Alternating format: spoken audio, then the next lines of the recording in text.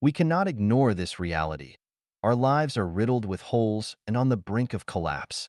Our problems are no longer local, accidental, or temporary. Our very foundation is flawed. The root upon which we all depend has gone awry. We have lost the underpinning of our existence. We have failed to establish the supreme goal of all goals, the ultimate principle of all principles, the loftiest belief from which all beliefs spring, and the definitive standard against which all standards are measured.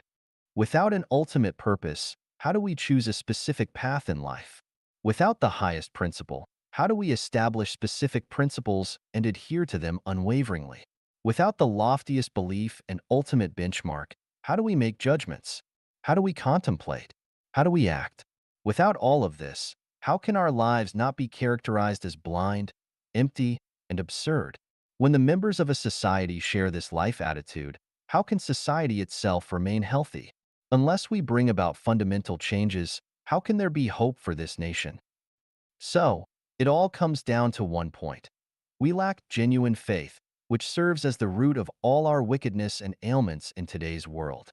The problems stemming from the moral decline of the Chinese people today, in my view, are even more severe than political and economic issues. When we address the issue of faith today, it is not about adding a superficial layer to our existing lives, but about conducting a comprehensive self-examination of our lives and embarking on a new way of living.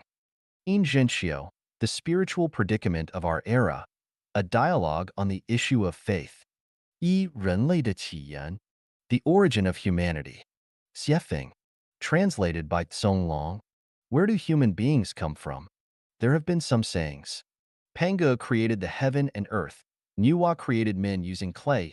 In Chinese mythology, Pangu and Nuwa are the god and goddess who created the world. Prometheus made men out of mud and stole fire from heaven for humans. Ram-headed god Khnum molded men from clay at a potter's wheel, and goddess Hecate breathed life into the new body, and they two together made new lives. God created man using clay according his own image. Celestials came to the earth. Human beings were created by aliens. Humans were evolved gradually from single-cell organisms. However, the most influential sayings are evolutionism and the story of how God created man in Bible. The awkwardness of evolutionism. Xiefeng, translated by Tsong Long. The awkwardness of evolutionism. According to the theory of evolution, humans were evolved from apes, and apes could possibly be evolved from rabbits, and rabbis from worms. Worms could be evolved from microbes, microbes from single-cell organisms, which could possibly come into being by accidents in the sea, the vast, organic, and fertile soup. Evolution is the result of inheritance, mutation, and natural selection. Evolution is a slow and gradual process. Evolution is in accordance with the natural selection, the law of jungle and survival of the fittest. But is this really the truth? The process of one organism evolves to another organism is a very long process. A rabbit can't evolve to a monkey overnight. One seed, from germination, growth, flowering, fruiting to decline, there is a process. Any step of process could not be skipped. If we take picture of the seed every day, we will be able to see the slow and gradual process of its change. Evolutionism firmly believes that humans are evolved from apes. There must be a slowly changing process and some intermediates. That is to say, from an ape to a man, it should at least have some steps of intermediates. It is impossible that an ape will leap to a man. So where are those intermediates? What are they? In 1924, scientists found fossils which they called Australopithecus africanus, southern ape of Africa, near the famous diamond town, Kimberley, South Africa. Later, they found more Australopithecus boisé. It is also called Eastern African Australopithecus afrensis, Australopithecus garhi, etc.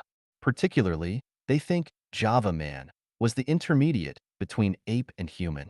Based on these facts, evolutionists self-deceivingly claimed that they had made great achievements. But please don't be too satisfied. Self-entertaining will not bring joys to others. According to the calculation based on molecular biology, it was between 4 and 5 million years ago when men and apes separated. So from 4 million years ago till the time of earliest historical records, how human beings evolved. Were there no any processes or intermediates? If not, Does that mean evolution stopped at the stage? If yes, please show the evidence. Again, I want to ask evolutionists, which animal were apes evolved from? Can you please give us evidences too? How can you prove that the 4 million years old fossils you found are the ancestors of humanity? Just because their shapes look alike? Can you prove that chicken is the ancestor of swan because you found a few chicken bones? At the end of the 20th century, a large number of fossils were discovered in Chengjiang County, Yunnan Province, China. The research showed that today's diverse animals were actually appearing suddenly on the Earth, and it also proved the correctness of theory of Cambrian explosion, which happened 530 million years ago. The theory of Cambrian explosion says that over 90% of animal species were appearing suddenly in a moment, which is less than 1% time of the Earth developing history. It is like mushrooms growing everywhere along ditches and grasslands after an overnight drizzle, which is by no means a slow and gradual process. So do evolutionists still have any far-fetched explanations on this? Let me ask more. The obtuse angle of 3 congruent ROM at the bottom of a beehive is 109 degrees 28 minutes, and the acute angle is 70 degrees 32 minutes, which is the most economic and reasonable structure. So is this wisdom also from evolution? Rooster crowing, chick breaking its egg shell, bird migrating, spider webbing, eel discharging, chameleons changing skin color, weaver bird nestling, silkworm making cocoon, snail making shell, hound tracking, pigeon going home, etc. Do all these wisdom of animals and insects come from evolution? Let's make the conclusion by quoting the wisdom of Darwin, the originator of the theory of evolution. If it could be demonstrated that any complex organ existed which could not possibly have been formed by numerous, successive, slight modifications, my theory would absolutely break down. The birth of life genuine has proved evolution theory has absolutely broken down. Evolutionism cannot prove the origin of humanity. Human beings were not evolved from animals at all. So, what about the sayings in Bible? Please read The Origin of Humanity too. The Awkwardness of Bible. Xiefeng. Translated by Tsong Long. There were records about the origin of humanity in the Genesis of Bible. 126 And God said, "Let us make man in our image, after our likeness. And let them have dominion over the fish of the sea, and over the fowl of the air, and over the cattle, and over all the earth, and over every creeping thing that creepeth upon the earth." 127 So God created man in his own image. In the image of God created he him. Male and female created he them. 128 And God blessed them. And God said unto them, Be fruitful and multiply, and replenish the earth, and subdue it, and have dominion over the fish of the sea, and over the fowl of the air, and over every living thing that moveth upon the earth. 129 And God said, Behold, I have given you every herb bearing seed, which is upon the face of all the earth, and every tree, in the which is the fruit of a tree yielding seed. To you it shall be for meat. 130 And to every beast of the earth, and to every fowl of the air, and to everything that creepeth upon the earth, wherein there is life, I have given every green herb for meat. And it was so. 131 And God saw everything that he had made, and behold, it was very good. And the evening and the morning were the sixth day. 2.7 And the Lord God formed man of the dust of the ground, and breathed into his nostrils the breath of life, and man became a living soul. 2.18 And the Lord God said, It is not good that the man should be alone. I will make him an help meet for him. 2.21 And the Lord God caused a deep sleep to fall upon Adam, and he slept. And he took one of his ribs, and closed up the flesh instead thereof. 2.22 And the rib, which the Lord God had taken from man, made he a woman, and brought her unto the man. 3.20 And Adam called his wife's name Eve, because she was the mother of all living. So is this how humans come into being? Let's still have a look of what Bible says. For 1 And Adam knew Eve his wife, and she conceived and bare Cain, and said, I have gotten a man from the Lord. For 2 And she again bare his brother Abel. And Abel was a keeper of sheep, but Cain was a tiller of the ground. For 3 And in process of time it came to pass, that Cain brought of the fruit of the ground an offering unto the Lord. For 4 And Abel, He also brought of the firstlings of his flock and of the fat thereof. And the Lord had respect unto Abel and to his offering. For 5, but unto Cain and to his offering he had not respect. And Cain was very wroth, and his countenance fell. For 6, and the Lord said unto Cain, Why art thou wroth? And why is thy countenance fallen? For 7, if thou doest well, shalt thou not be accepted? And if thou doest not well, sin lieth at the door. And unto thee shall be his desire, and thou shalt rule over him. For 8, and Cain talked with Abel his brother. And it came to pass, when they were in the field, that Cain rose up against Abel his brother, and slew him. For 9, and the Lord said unto Cain, Where is Abel thy brother? And he said, I know not. Am I my brother's keeper? For 10, and he said, What hast thou done? The voice of thy brother's blood crieth unto me from the ground. For 11, and now art thou cursed from the earth, which hath opened her mouth to receive thy brother's blood from thy hand. For 12, when thou tillest the ground, it shall not henceforth yield unto thee her strength. A fugitive and a vagabond shalt thou be in the earth. For 13, and Cain said unto the Lord, My punishment is greater than I can bear. For 14, behold, thou hast driven me out this day from the face of the earth, and from thy face shall I be hid, and I shall be a fugitive and a vagabond in the earth. And it shall come to pass, that every one that findeth me shall slay me. For 15, and the Lord said unto him, Therefore whosoever slayeth Cain, vengeance shall be taken on him sevenfold. And the Lord set a mark upon Cain, lest any finding him should kill him.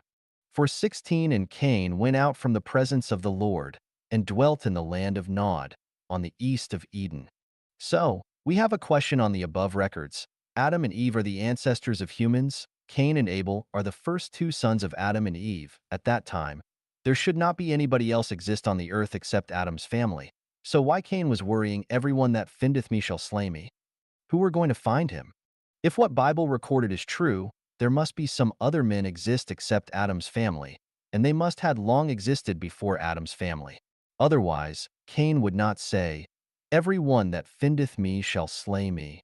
So if there lived other humans, and they were not descendants of Adam and Eve, back then, Adam and Eve only had two sons, and Abel was killed by Cain.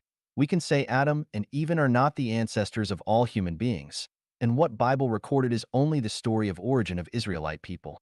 Bible only recorded the origin of the Middle East people, and not that of all human beings. So where do human beings come from?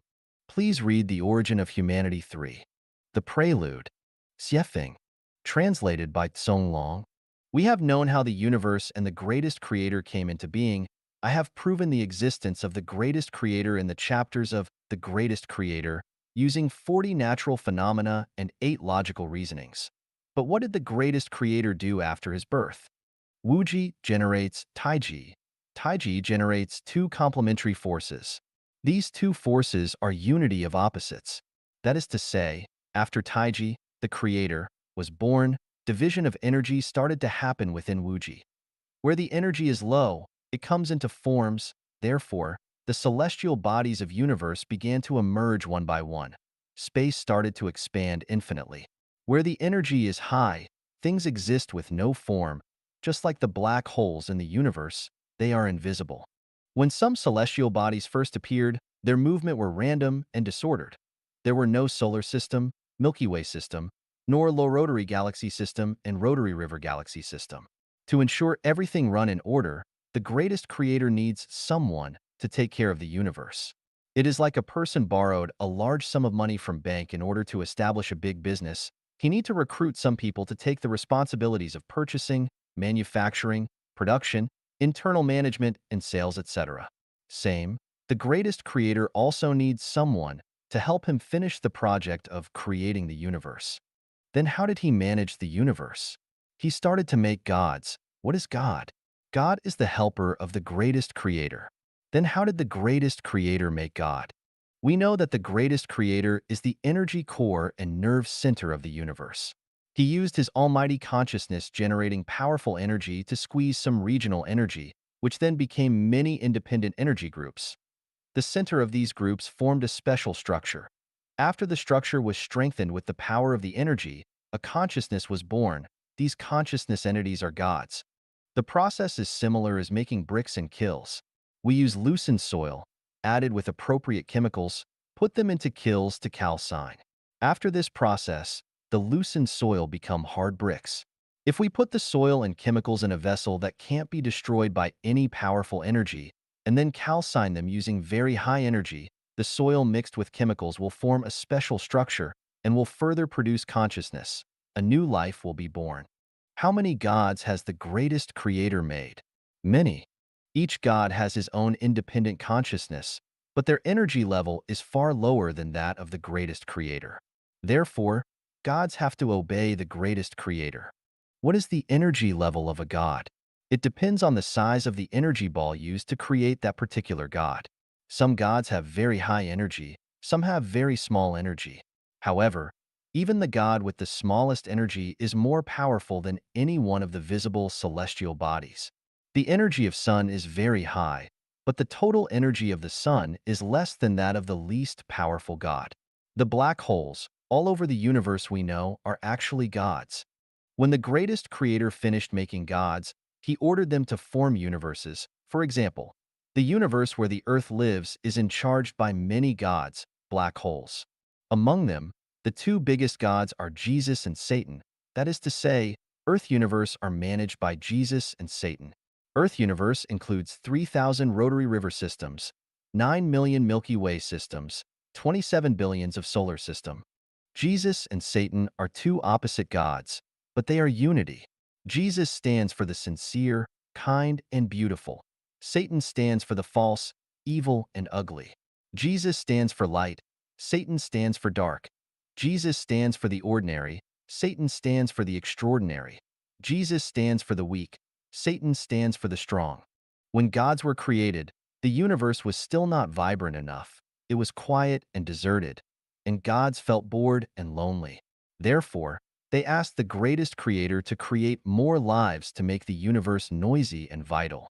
He agreed and then created many new lives using smaller energy balls. These new lives are the angels, which are so called in Judaism, Christianity, Catholicism, and Islam. Angels are the lives whose energy level is lower than God's, and they are managed and dominated by God. They are also the messengers and helpers of God. They assist gods to manage everything in their own universe. Angels have their own characters. They can move freely in any time and space. The appearance of angels made the universe very lively and vibrant. The universe can be described as orioles sing and swallows dart, bustling with noise and excitement. But the problem after that is because Jesus and Satan stand for two opposite sides. They are evenly matched but have contrasting views, which eventually led angels divide into two parties. One follows the viewpoint of Jesus, the other follows Satan. The former is just the Buddha we always know from Buddhism. The latter is the celestial described in Chinese Taoism. Buddha is Angel. In Chinese word, Buddha is Fu stands for not, Dan stands for human. So Buddha means a human who is not human. They actually have supernatural power and are able to appear in any forms. They can create life, move mountains, and turn over the sea.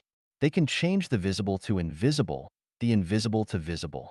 They can survive in a vacuum and move freely in many spaces without the constraints of time. The headquarter of Buddha is what we call paradise, which is also the Elysium I mentioned in 36-dimensional spaces. Celestial is also angel. From the structure of Chinese word Shan, we can reason that they are a group of human who like to travel around, enjoy nature, and love fun. They have the same level of power and ability as what Buddha have, however. Although Buddha look peaceful, they are arrogant and always want to excel over others, while celestials are gentle, pure, fun-loving, behaving the same as what they look like. To know more about how human beings were created, please read The Origin of Humanity 4. Celestials Creating Human. Xiefeng. Translated by Tsong Long. In order to demonstrate its power, under the permission of the greatest creator, 4.5 billion years ago, Jesus led hundreds of millions celestials start the project of creating solar system. They first created the Earth, then the Sun and other planets in the solar system. They made very careful calculation and design on the size, position, rotary speed of the Sun and the Earth. After that, Jesus sent near 100 million celestials come to the earth with the identity of intelligent beings. They started large scale of creation on the earth.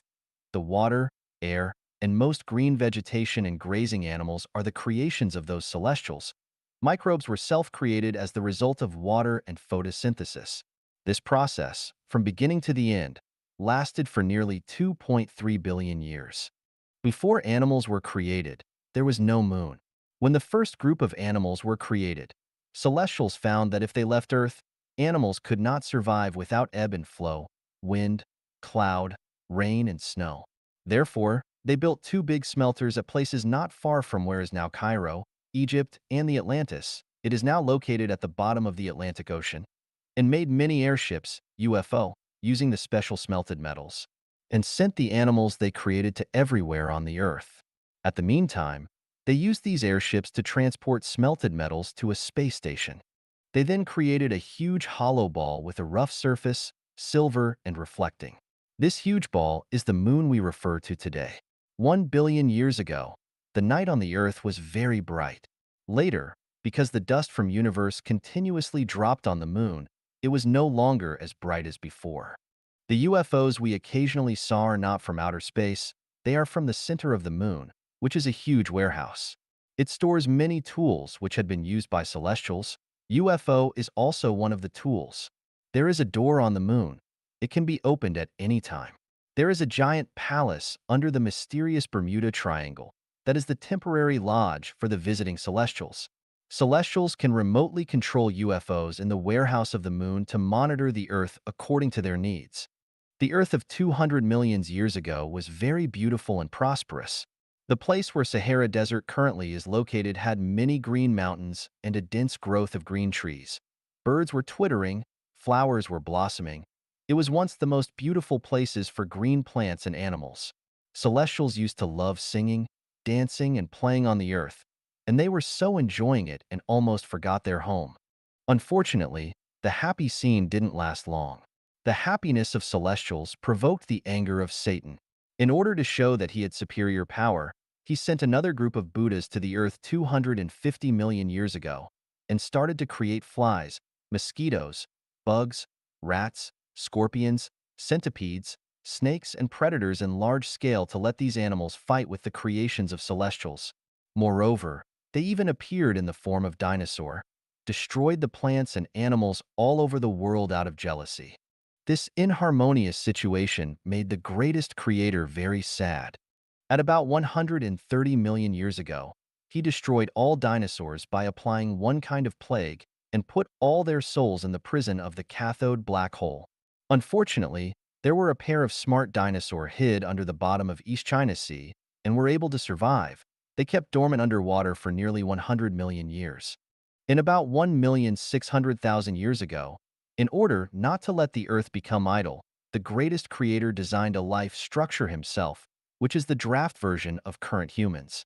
He then gave the design paper to Jesus and led him to implement. The helpers of Jesus, celestials, started to make new lives according to this design. In order to receive the energy of the greatest creator sending from the universe, also to accumulate energy for creating this special new life and speed up the process, they built many laboratories in the place where now is Egypt. These laboratories are exactly the well-known pyramids of Egypt. Because of the lack of experience and some steps were missed, the first lives they made were monkeys, and then after were apes, of course. This wouldn't please the greatest creator, so they continued testing and making. The first group of human they successfully made are the black men in Africa, and the second group are native Indians in America. The third are the white men in Europe, Egypt, and North Africa. When they finished producing three groups of human, they started to evacuate, and in order to avoid Satan creating difficulties again, they destroyed everything around the pyramids before they left, which is also why Sahara is a desert today. But where do most people in Middle East come from except Egyptian? They are the descendants of Adam and Eve is what says in Bible. They were created by another God. This God knew that his rival started to create humans on earth. He created a secret Garden of Eden in about 7,000 years ago at Jerusalem and made Adam and Eve. After they were created, he destroyed the Eden to avoid the attention of his rival. This is why Cain was afraid that everyone that findeth me shall slay me. Who was he afraid of? The humans created by another god. This is why his God still protected him, even Cain killed his brother. Whosoever slayeth Cain, vengeance shall be taken on him sevenfold. So today's conflicts between Israelite and Palestinian are actually the conflicts between brothers and our family affairs. And let's now talk about East Asian and Southeast Asian. They were not created by any god at all. They were the embodiments of dinosaur. At about 7,500 years ago, when the pair of dinosaur knew that celestials created human on the earth, they sneaked from the sea and changed into human form, started to propagate along the Yellow River, and the descendants gradually spread all over Asia. One of the groups went upwards, crossed the Pamirs to India. They want to mingle with the descendants of Adam and Eve to avoid the punishment of the greatest creator again. This is why Chinese people always say, China is the hometown of dragon, and Chinese are the descendants of dragon. This is also why Buddhism originated from India, but blossomed in East Asia and Southeast Asia. Why it didn't become popular in India? The ancestors of Sakyamuni went to India from Yellow River. When they arrived at India, they found that their consciousness was not compatible with that of the descendants of Adam and Eve, and had to find new home. Because in their subconsciousness, there's a very deep call, that is to go home. Which home? The Elysium, before they came to Earth. Sakyamuni found he came from Elysium after his enlightenment. Although he had a blurry picture of his home, he still remembered something. Once this subconsciousness was awakened, he decided to be engaged in the cause of preaching to other descendants, and shifted the focus to the east led by of his subconsciousness. That's also why Bodhidharma came to China to preach Buddhism. Because Indian people were designed by a different creator, they were reluctant to accept the theory of Buddhism because of the absence of the memory in their subconsciousness. That's also why, although Buddhists had made great efforts, it still failed in India. However, in East and Southeast Asia, people had the instinct sense of the existence of other dimensional spaces. It is quite easy for them to resonate with the theory of Buddhism. Once they accept it, it is rooted and lingers in their mind. The state, vague and intangible, which Taoism pursues and the Elysium world Buddhism pursues are something rooted in the subconsciousness of the yellow race. They feel and believe the existence of the space that is hard to explain. In fact, the space where the yellow race yearning for is the place where the dinosaur had lived in 10,000-year world and Elysium world. Therefore, even after 10 million years, the message is still embedded in the genetic structure of the yellow men. East and Southeast Asian tend to cultivate Buddha and celestial. It is driven by their inner voice. Although some people accept the theory of Bible, it is not an acceptance out of their heart, but a rational act. People of other races are very easy to believe in God, but quite reluctant to accept Buddhism and Taoism. Some people might believe in Buddhism and Taoism, but it is just a blind pursuit of mysterious phenomena. They are impossible to reach the state of resonance of soul. Then, what is the truth of the Great Flood in Noah's time? First, I want to explain something. Before the Great Flood, human beings had been through extinction already. The humans created 16 million years ago were very strong and tall. They were cruel and very aggressive. They maltreated animals and were very greedy. They didn't even respect the greatest creator, not to mention gods and Buddhas. The city of Maya, ancient Egypt, and Atlantis were their activity centers. They had the power of God, Buddha, and celestial, but were lack of their virtue. They always went to 10,000-year world and Elysium world to make troubles, and did whatever they wanted to do, which had become a big threat to the order of the universe. Finally, the greatest creator had to order some gods destroy the city of Maya, ancient Egypt, and Atlantis in one night. Only left some weak and less intelligent humans on the earth to continue the propagation of the human species. In order to comfort these men, the greatest creator created another planet which is even more beautiful, 960 light years from the Earth.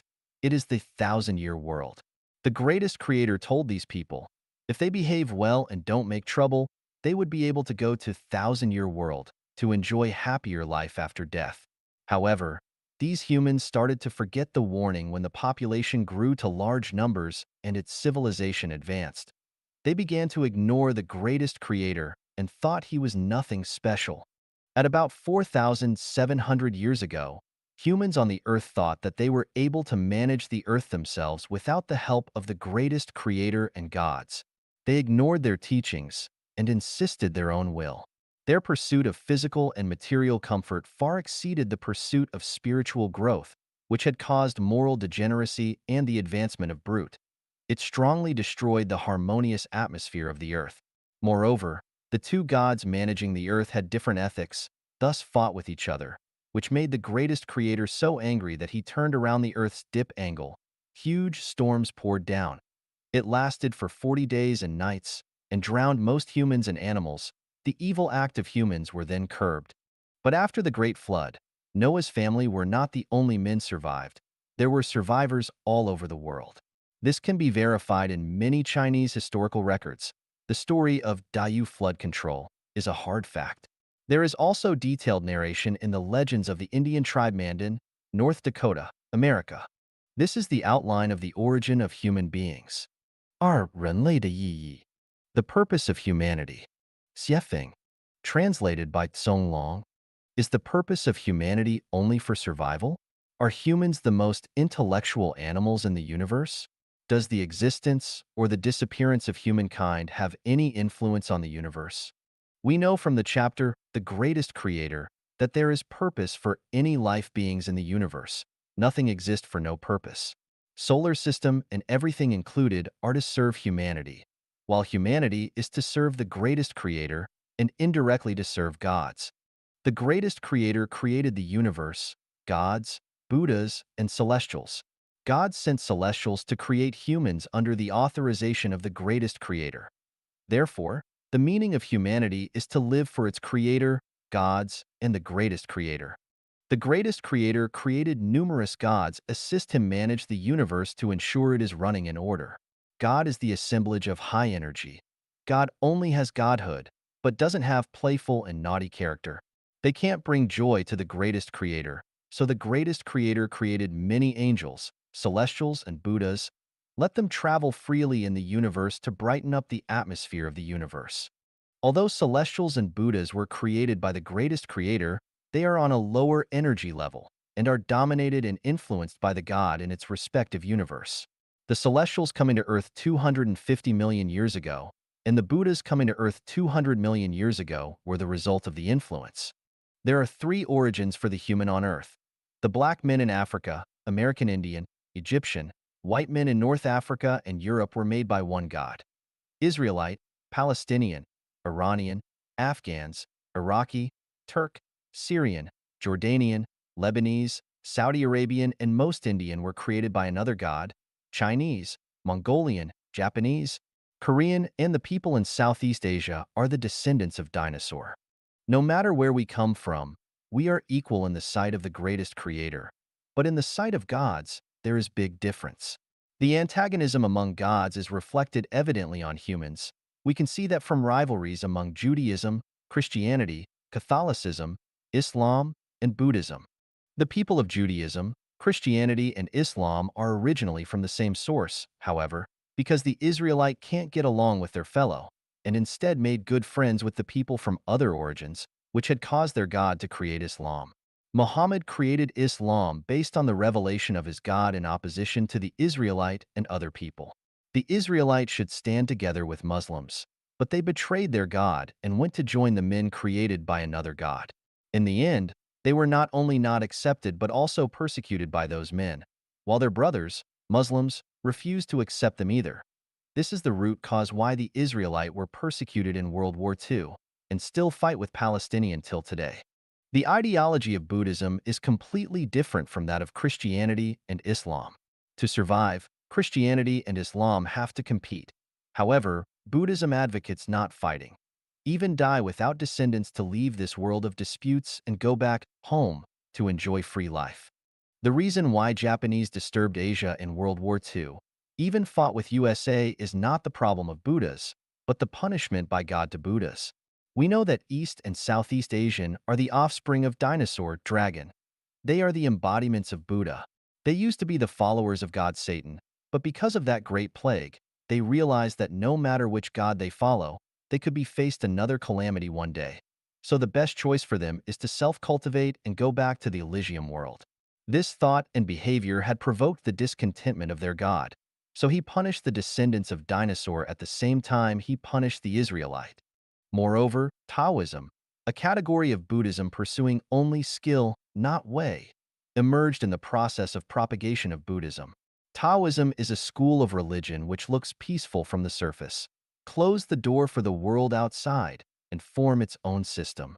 But deep inside, Taoists are very competitive. When they are at a weak position, they pretend to be humble, but when opportunity comes, they will stand out to show off their power.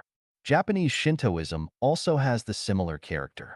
Human beings on Earth come from three completely different origins, and the ideological polarity was a historical issue. However, this was not what the greatest creator wanted to see. Jesus came down in form of human body with a mission given by the greatest creator. He was born in the Satan-made Israelite. When he criticized the Pharisees and religious leaders by showing his miraculous power, he also taught people to love each other and said all nations should be united. He asked people put their hope on the greatest creator and make the earth a paradise as the greatest creator wishes, the kingdom of the greatest creator. St. Paul is a very good example transformed by Jesus' teaching. Today, all people around the world gradually come to surrender to Jesus. They are in fact walking on the way guided by Jesus. Now we know that the purpose of humanity is to serve the greatest creator. We are not alone in the universe. Except human beings, there are angels, celestials, and Buddhas. And there are gods above angels, and the greatest creator above gods. Humanity have been through hardships since its birth. Today's world is not an easy gain. We need to be grateful to the greatest creator and live in accordance with the teachings of gods. Any arrogant behavior will lead to more sufferings and even the destruction of human beings. 三人类的作用 The role of humanity. 写法 Translated by Tsong Long. The greatest creator loves humans because we were designed by him. Among all life beings, celestials are his most favorite, and the next is human. Therefore, we have three responsibilities. To please the greatest creator. To maintain unity of opposites of the God world. Gods are also the children of the greatest creator. There is no good or bad God. Each God has its own role to play. It is up to the greatest creator to judge their merits and demerits. To build and beautify earth. Building and beautifying earth is the responsibility and the indispensable obligation of humanity. Maintaining ecological balance, purifying air, rivers, and land are the jobs must be shouldered by humans. We must not shirk our responsibilities just because we are taken care by the greatest creator. It is just like kids must learn to be independent and help themselves. They must know rely on the parents for everything. 四人类的过去和现在 The past of humanity. 写法 Translated by Tsong Long. The past of humanity is a history of sufferings, a history of fights and conflicts. The past of humanity is a history of bewilderment, a history of manifestation of animal instincts. The past of humanity is a history of selfishness, a history of survival of the fittest. The past of humanity is a history of chaos, a history of giants competing for powers, religions competing for position. The past of humanity is a history of wickedness, a history that is not worthy of remembering and emulation. The current situation of human being. Although there are regional extremes, humanity in general has been away from barbarism and ignorance, and on its way to be more rational. While in some places there are still superstitious forces, but scientific developments have made the majority realize that superstition is the source of barbarism and ignorance, and the vital cause of social turbulence. There were some major superstitions. Fanatical belief in religion. They think the religion they believe is the only right one, and others are evil. However, in fact, each religion has its own blindness and a side of suppression of human nature. Fanatical belief in any religion is the result of an emotional choice, not rational. As long as religions exist, the light of human nature is not able to shine, and humanity is not able to get out of barbarism and ignorance, and war is unavoidable. The suffering of humanity will not be possible to end. Frantic worship of the great. Every country has its own great men and its own founding heroes. They made immoral achievements in elimination of old forces. They are worthy to be respected. But if they are worshipped as God and the Savior, A vicious cycle will begin to form, and humans will be dragging into another round of suffering. It is all right to worship a great man, but if it is over a limit, it becomes a mania. Mania is a mental illness, and it is also a new form of barbaric ignorance which will inevitably lead to destruction and repression of human nature. Blindly follow a theory or academic conclusion. The development of things is progressing in a form of wave. Any theory or academic conclusion is a symbol of development from the perspective of current time and space. However, they are not perfect and are not able to cover the comprehensive contents and its extended meanings. They are not the ultimate truth. If we follow them blindly, our thoughts will be bound, and therefore new thoughts and theories are not able to emerge. We will hardly see the situation of 100 of flowers blossom, 100 of schools of thought contend, which will eventually lead to the twist of human nature and stop the progress of human civilization. Nationalism. Needless to say, each nation has its unique advantages, just like different fruits and melons having their own taste and degree of sweetness. If watermelon and peach think they are the best, and all other fruits are useless, a monomode will be taking shape. This is an extremely overbearing behavior. National pride and sense of superiority is evil, not the manifestation of one's divinity at all. The stronger the feeling, the more discrimination and barriers it will cause among nations. As a result, human nature starts to fall. Nationalism is another form of superstition. Worship of masters. There are some extraordinary and distinctive people in the history of each nation. We call them master because they have a unique viewpoint, foresight, wisdom, or possess a unique quality. It is quite reasonable we respect and call them master. But if we worship them, it becomes an infectious virus, a superstition. We see the magnificence of the universe from many twinkling stars in the sky. A nation is great if talents come out in succession. Any master is like a shining star of that time. If we regard him as a sun and keep on revolving around him, the brilliancy of other stars will be covered, and the nation will not have a successor. Blind faith and following. Seek after extraordinary. A man can only be a man as long as he has a human DNA body. He can't be God or something else. We can't deny that life beings in other time and space could be reincarnated to human world. That is because they are bestowed by the greatest creator's special abilities, wisdom, and mission, which is something embodied in their DNA. These abilities and wisdom are far beyond any ordinary person can reach. As one of general public, we can only follow natural law and don't need to seek after extraordinary. If a potato wants to become a tomato, a red date wants to become a walnut, it is not only unnecessary, but also impossible. We will be on the way of devil if we are determined to possess supernatural power. For example, in the last 2 decades, the popularity of one after another gong exercise is a form of superstition and has wasted time, energy, and talents of many wise men who fall into a mud of self-anesthetizing and self-deceiving and can't get out from it, eventually lose their way. Worship of gods and ghosts. Communicating with spirit world. This is a fundamental superstition. As far as human beings are concerned, there are only two gods, Jesus and Satan, and no other gods. If there are more, they are made up by men. Humans are not eligible to title someone as God and then worship him. This is a typical superstition. As for ghosts, as long as we show no interest, they will not bother. It is not necessary to ask God to drive away ghosts.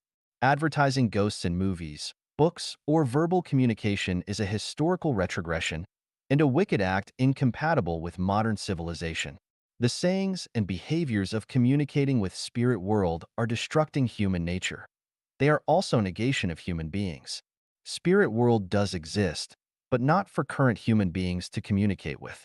The man who can really communicate with spirit world must be a man with perfect human nature.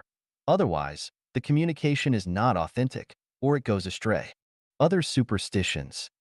There are a variety of other numberless superstitions, which are the trash descending from human history. If I criticize them here one by one, many people would not accept it emotionally. However, these superstitions will surely be out of sight and disappear as science and human civilization develops. The past of humanity is a time ruled by religion and superstition. The present of humanity is a time of science combined with religion and superstition. The future of humanity will be a time of science and religion mixing together under the light of ration. 五、人类目前面临的危机 V. Current crises faced by humanity. Xiefeng. Translated by Tsong Long. The crises faced by humanity has been long-standing. There had been warnings in Bible, Quran, and the Book of Earth Mother of Buddhism. In recent 20 years, many scientists, ideologists, and spiritual leaders have all sensed the crises faced by humanity are getting more and more serious. They can be summarized as follows. Water resource shortages and pollution, food shortages, rapid population growth, air pollution, widespread of strong virus, leakage of nuclear facilities, desertification, endangered species, ecological imbalance, greenhouse effect, ozone depletion, competition of nuclear weapons, etc. There are also some people have foreseen the culture crisis, ethic crisis, and belief crisis.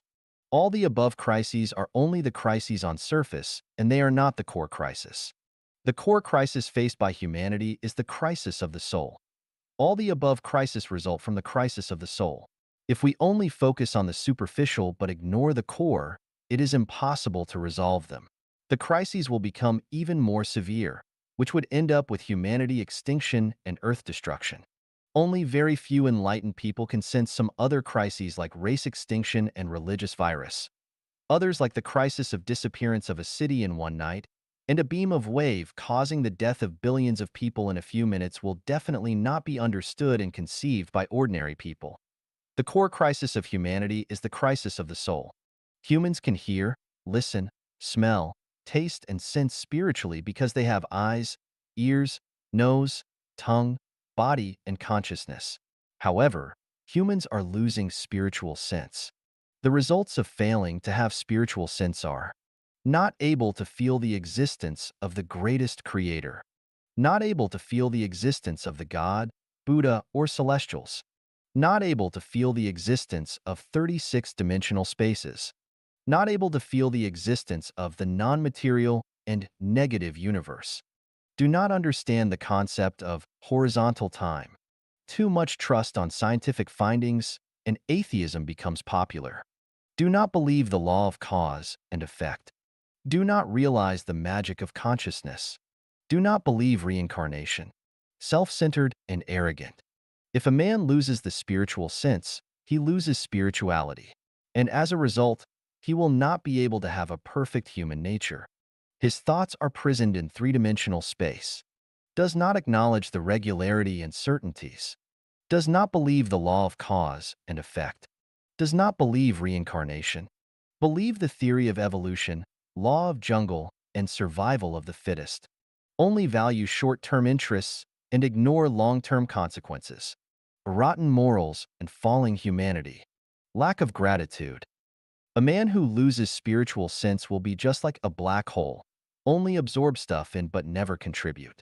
Moreover, he is like a virus, which only does destruction to the surrounding environment. The above statements have shown that the core crisis of human being is the crisis of soul, and it is the root cause of why one cannot have a happy and free life. His thoughts are prisoned in three-dimensional space. He believes that Earth is the only habitat for human beings, and completely denies the existence of other spaces, and regards any other doctrines or theories he is not able to understand as superstitions or fallacies, and blocks the way for human beings to pursue other higher dimensional spaces. Does not acknowledge the regularity and certainties. He sees many phenomena as accidents, and doesn't realize that all natural disasters are caused by unconsciousness. Does not believe the law of cause and effect. He attaches too much weight on win and loss, uses any means to achieve the goal, and ignores the effects that will cause in later lifetimes. Does not believe reincarnation.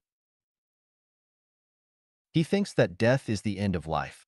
So does anything as she pleases without conscience, and regards fame, wealth, and power as the symbols of a successful life. Apply the theory of evolution in human society. Believe law of jungle, survival of the fittest. He stops nothing to achieve his goal, which may include making miseries to other people, polluting rivers, bullying the kind, lying, and deceiving. Only value short-term interests and ignore long-term consequences. Use competition as primary means to promote social development, therefore, making nuclear and biological weapons, frantically developing heavy industries that damage environment, predatory exploitation of resources, and treating all people as potential rivals or enemies. Rotten morals and falling humanity. He does not respect God, Buddha, saints, and sages, and does not respect his teacher, father, and brother. He is violent, used to cheat, and not shameful of his behaviors. Lying, bullying the weak, abusing women, killing people. He does all evils. Just like what described in the ancient Chinese book Tractate of the Most High One on Actions and Consequences, Tai Sangan Ying Pan, the crimes of the wicked.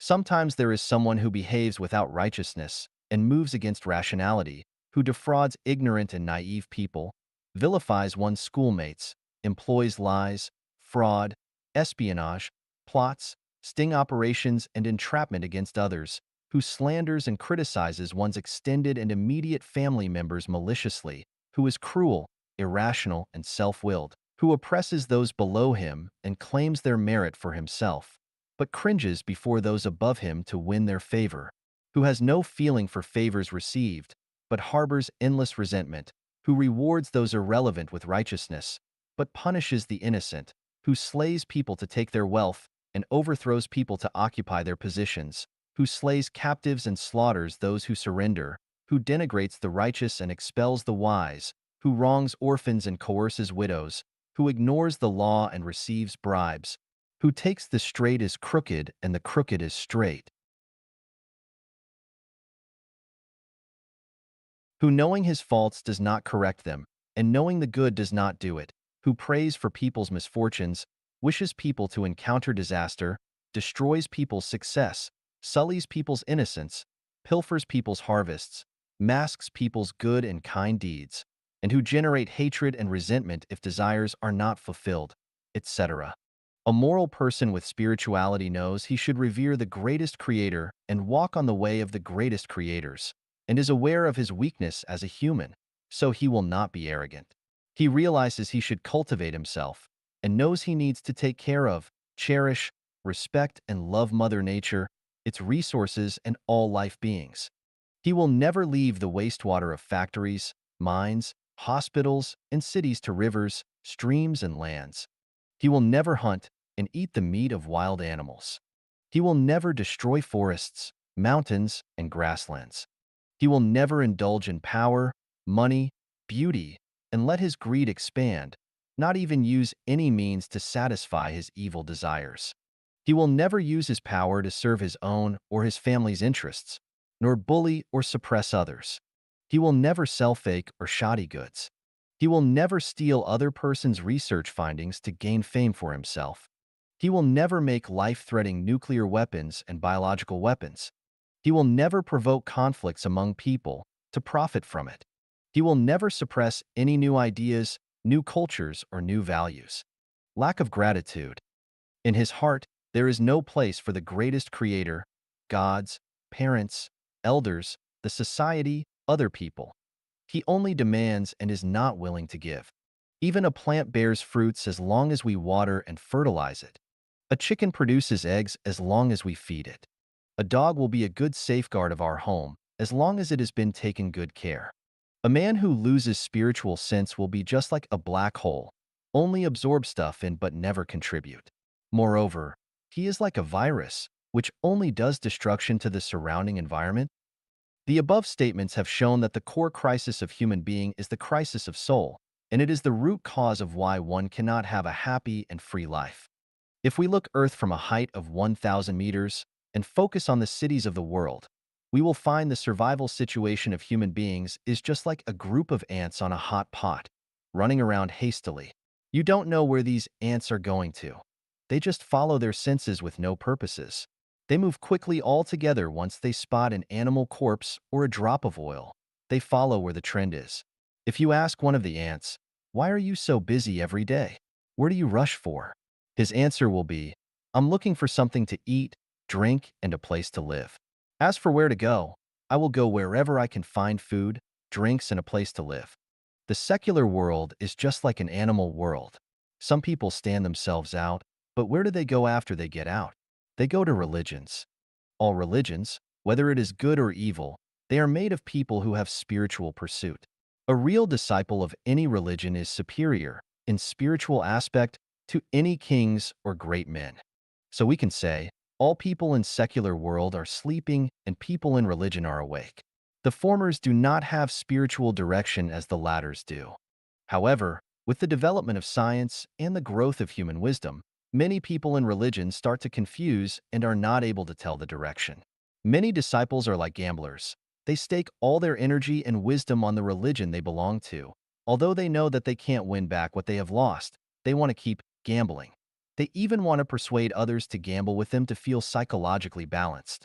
Just like the fox that has lost his frozen tail on the ice, he has lost the tail. He has been laughed at and left alone by other foxes. He also knows that he doesn't look good without a tail, but in order to comfort himself, he tries to persuade others that a fox without a tail is the most beautiful fox, and others are all fools if they don't cut their tails. People always have an illusion. They think truth lies where the crowds are. Otherwise, why so many people go there? People always have an illusion. They think those religions or organizations that are strong and powerful can point to a place with real happiness. Otherwise, how it can grow so big? People always have an illusion. They think wherever celebrities or intellectuals go must have a promising future, because these smart men will not go for and praise something blindly. However, when they are out, they want to get in. Once they get in, accept bewilderment, blindly following. And some shackles they put on themselves, the only thing left they can do is waiting and hoping with a fluke mind. What are they hoping for? 6. The future of humanity. Xiefeng. Translated by Tsong Long. We all look forward to an era where everyone will have a happy and worry-free life. Let's suppose the greatest creator and gods do not exist. Are we able to realize this dream only by relying on the wisdom of humanity? The answer is no. Without the guide of the greatest creator and the power of gods and Buddhas, human beings is not possible to realize this beautiful dream. How many authorities will step aside for others? How many rich men will contribute all their wealth to society? How many poor people will work hard except having more children as long as they don't need to worry about food?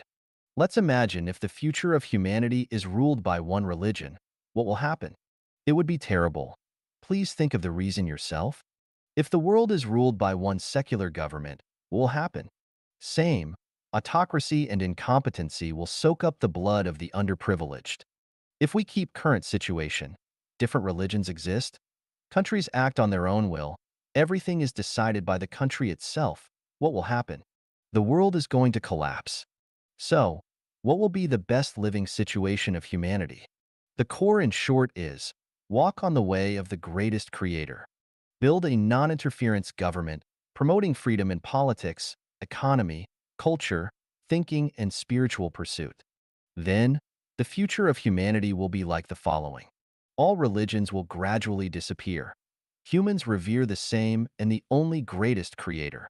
Wars between nations will no longer take place. No country will have a military force. The leaders of each country are elected by its people.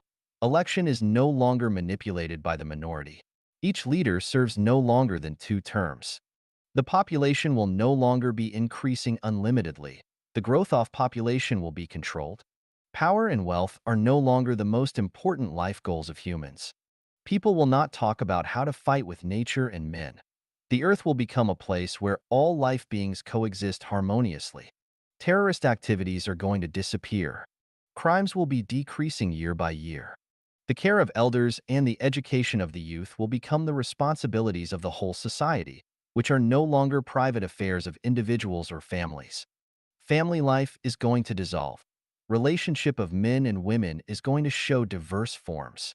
Scientists and artists will be respected by the general. Manual labor is not regarded as a less decent job. A common bill of rights will be made. Journalists will have greater freedom. The force of darkness in some regions will be curbed. A lazy person will be regarded as miserable and incompetent. A parasite-like lifestyle will be seen as a pity. Humans will be able to make new form of life.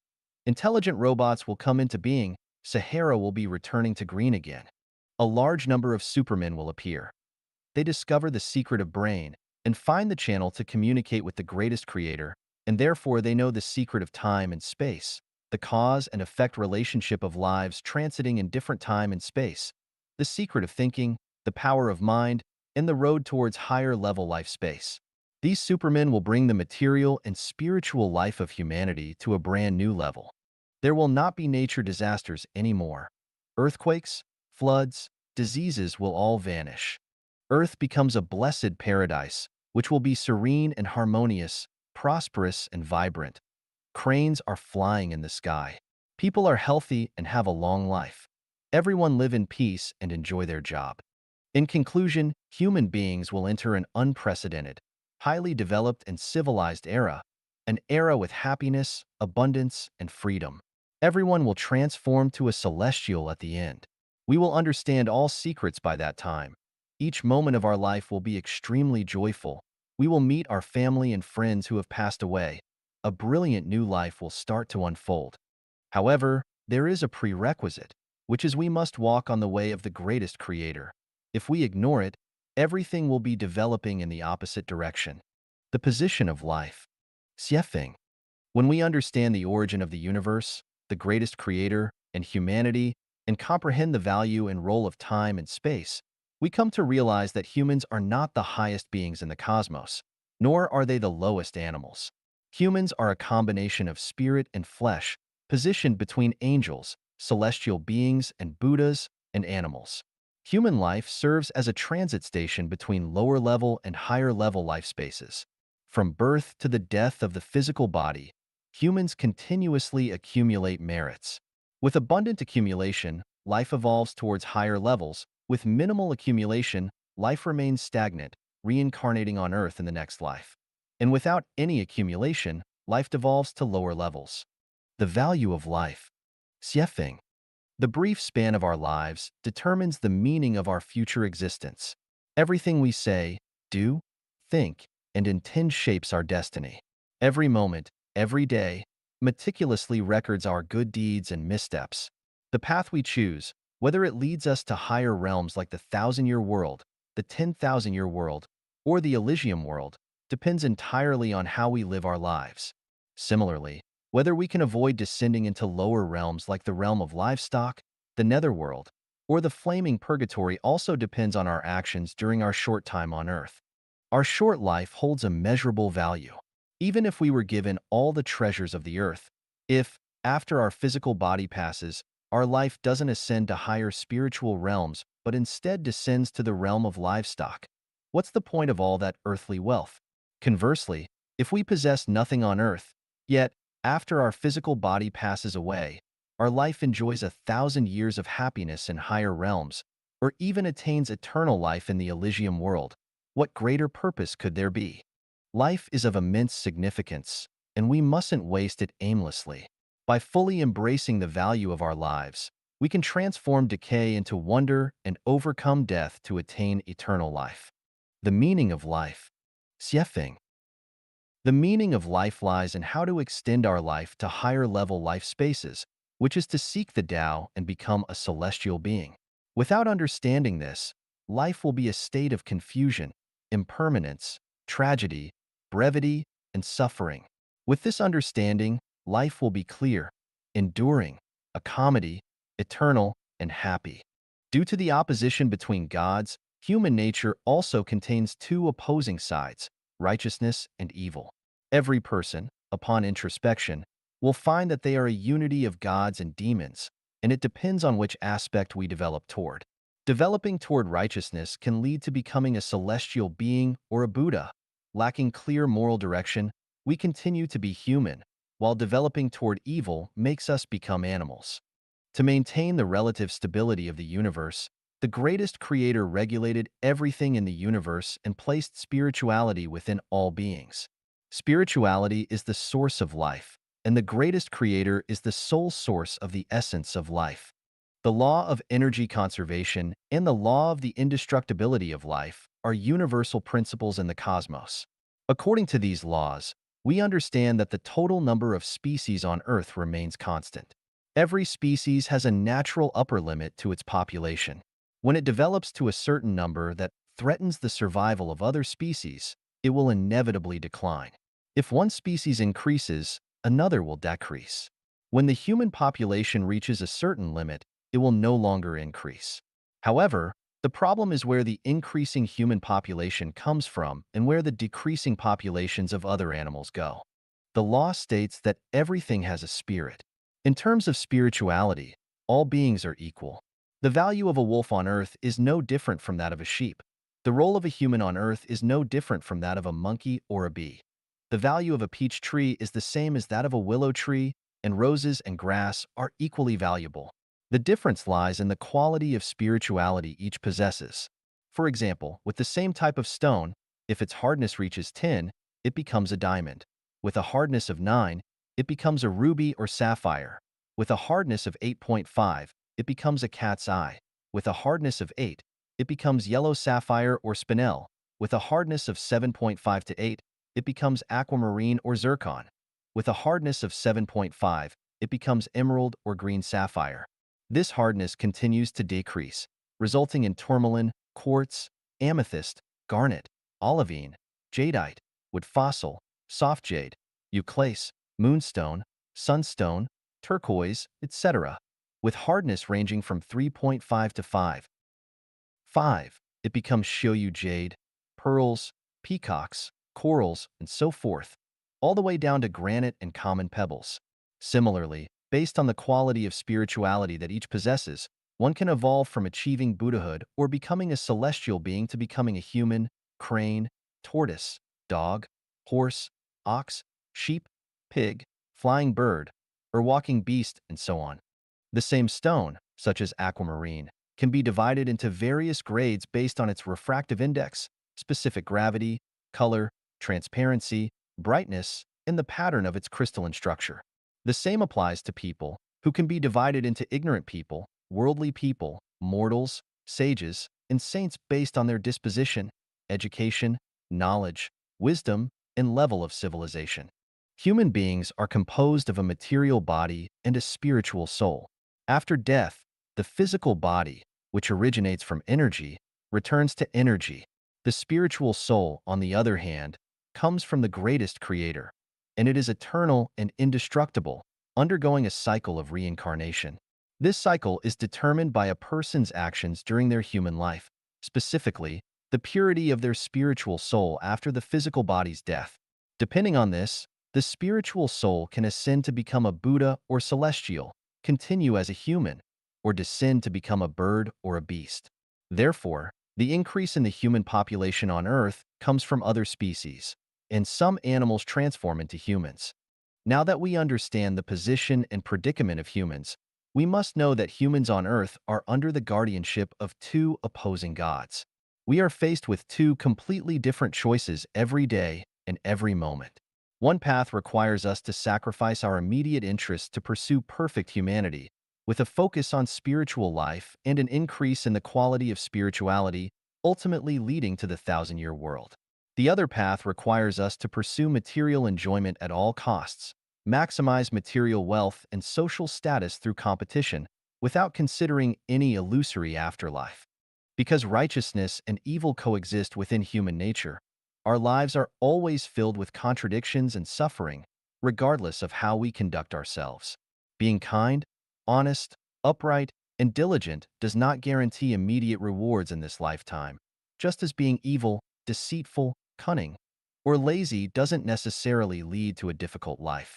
Misfortunes and disasters can befall both the wicked and the righteous. Even if we continuously pray, make offerings, and refrain from wrongdoing, there is no guarantee of wealth, well-being for our descendants, or freedom from illness. It's important to understand that our every word, action, and behavior have an impact on our spiritual essence, which will influence our next life. Therefore, we shouldn't use worldly success or failure to judge our moral standards. We should not imitate someone who engages in wrongdoing but still hold high positions, enjoy wealth, and have prosperous descendants. We should also refrain from mocking someone who dedicates their days to reciting scriptures and worshiping deities, yet experience poverty and hardship. Our brief human existence is merely a transitional phase, and its significance lies in our pursuit of spiritual enlightenment and ascension. Human society can be likened to an alchemical furnace, where gold is refined into celestials, and the remaining impurities are classified accordingly. The purpose of life. Xiefeng. The purpose of humanity is to serve the greatest creator, just as the purpose of flowers and plants is to serve humanity. The purpose of human life is to transform karma. We come to the human world for a reason. In the universe, there are no phenomena or results without reasons. We come to the human world instead of other spaces because various causes and conditions inevitably lead us to become human. We come to enjoy the pleasures of the human world and to bear the pains of being human. Why do we have to endure the suffering of being human? It's because we created karma in our past lives. There are no phenomena or results in the universe without causes and conditions. The suffering and hardships we endure are to repay the debts from our past lives. The more suffering we endure, the more debts we repay. Those who oppose us, insult us, bully us, exploit us, oppress us, humiliate us, deceive us, or create unjust cases against us are helping us to transform karma. They are our benefactors. On one hand, we need to transform karma and eliminate the sins we created in past lives. On the other hand, we need to refrain from creating more karma. If we continue to create karma, we will be reborn as humans in the next life. The more karma we create, the more suffering we will experience, and we may even descend to the animal or plant realms. If we stop creating karma and attain perfect humanity, we can enter the thousand-year world in the next life. If we not only stop creating karma but also accumulate merits by serving society and others, we can enter the 10,000-year world. If we neither create karma nor cease in our virtuous deeds, and we also proclaim the glory of the greatest creator, we can enter the eternal realm, the Elysium world. This is the purpose of human life. Renqin Fenlei. Classification of people. Xiefeng. On the surface, there doesn't appear to be much difference between one person and another. We all have the same organs, senses, and bodily functions. We all eat, drink, excrete, and engage in activities like walking, sitting, and lying down. However, once we engage with someone, ask them to perform a task, or have a conversation, we quickly realize that people are vastly different from one another. Most individuals tend to believe that they are not much different from others, with distinctions primarily revolving around differences in wealth and social status. In reality, the variations among people are primarily rooted in their spirituality and wisdom. To help us understand what kind of individuals we are and to provide a sense of direction for personal growth and goals in life, I classify people into 5 categories: ignorant people, worldly people, mortals, sages, and saints. By considering these categories, you can assess where you currently stand in your life journey. Ignorant people. Basic characteristics. They lead instinct-driven lives, often with disordered lifestyles and no clear life goals. Their values are in chaos, and they struggle to prioritize and distinguish between what's essential and what's not. They spend more time engaging in mindless actions than using their intellect. Instincts overpower emotions and rationality. They lack proper self-assessment and an understanding of life's meaning. Their lives are often marked by confusion, frustration, and erratic emotions. They are arrogant, blindly optimistic, and feeling superior when successful, pounding one's chest, feeling pessimistic and disappointed, and blaming the heavens and others when facing setbacks. They are quick to anger, easily irritable, often unreasonable, and susceptible to manipulation by others. They admire heroes, prefer excitement and dramatic events, and are willing to make great sacrifices for their friends.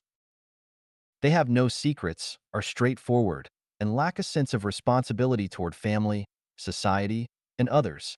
They are selfless and without faith. Worldly people. Basic characteristics. People who live by desire, with the central focus of life being money, fame, status, and beauty. They enjoy flaunting, boasting, and showcasing themselves. They like to praise others and be praised by others. Every word and action revolve tightly around their own interests. When their interests are threatened or harmed, they disown even their closest relatives, be it siblings, friends, companions, colleagues, or superiors and subordinates. They disregard national and ethnic interests, group and family interests, and principles of benevolence, righteousness, courtesy, wisdom, and trust, as well as laws, rules, and regulations. To achieve their goals, they resort to any means, and they repay kindness with enmity. They have a narrow perspective, seeking only personal gain.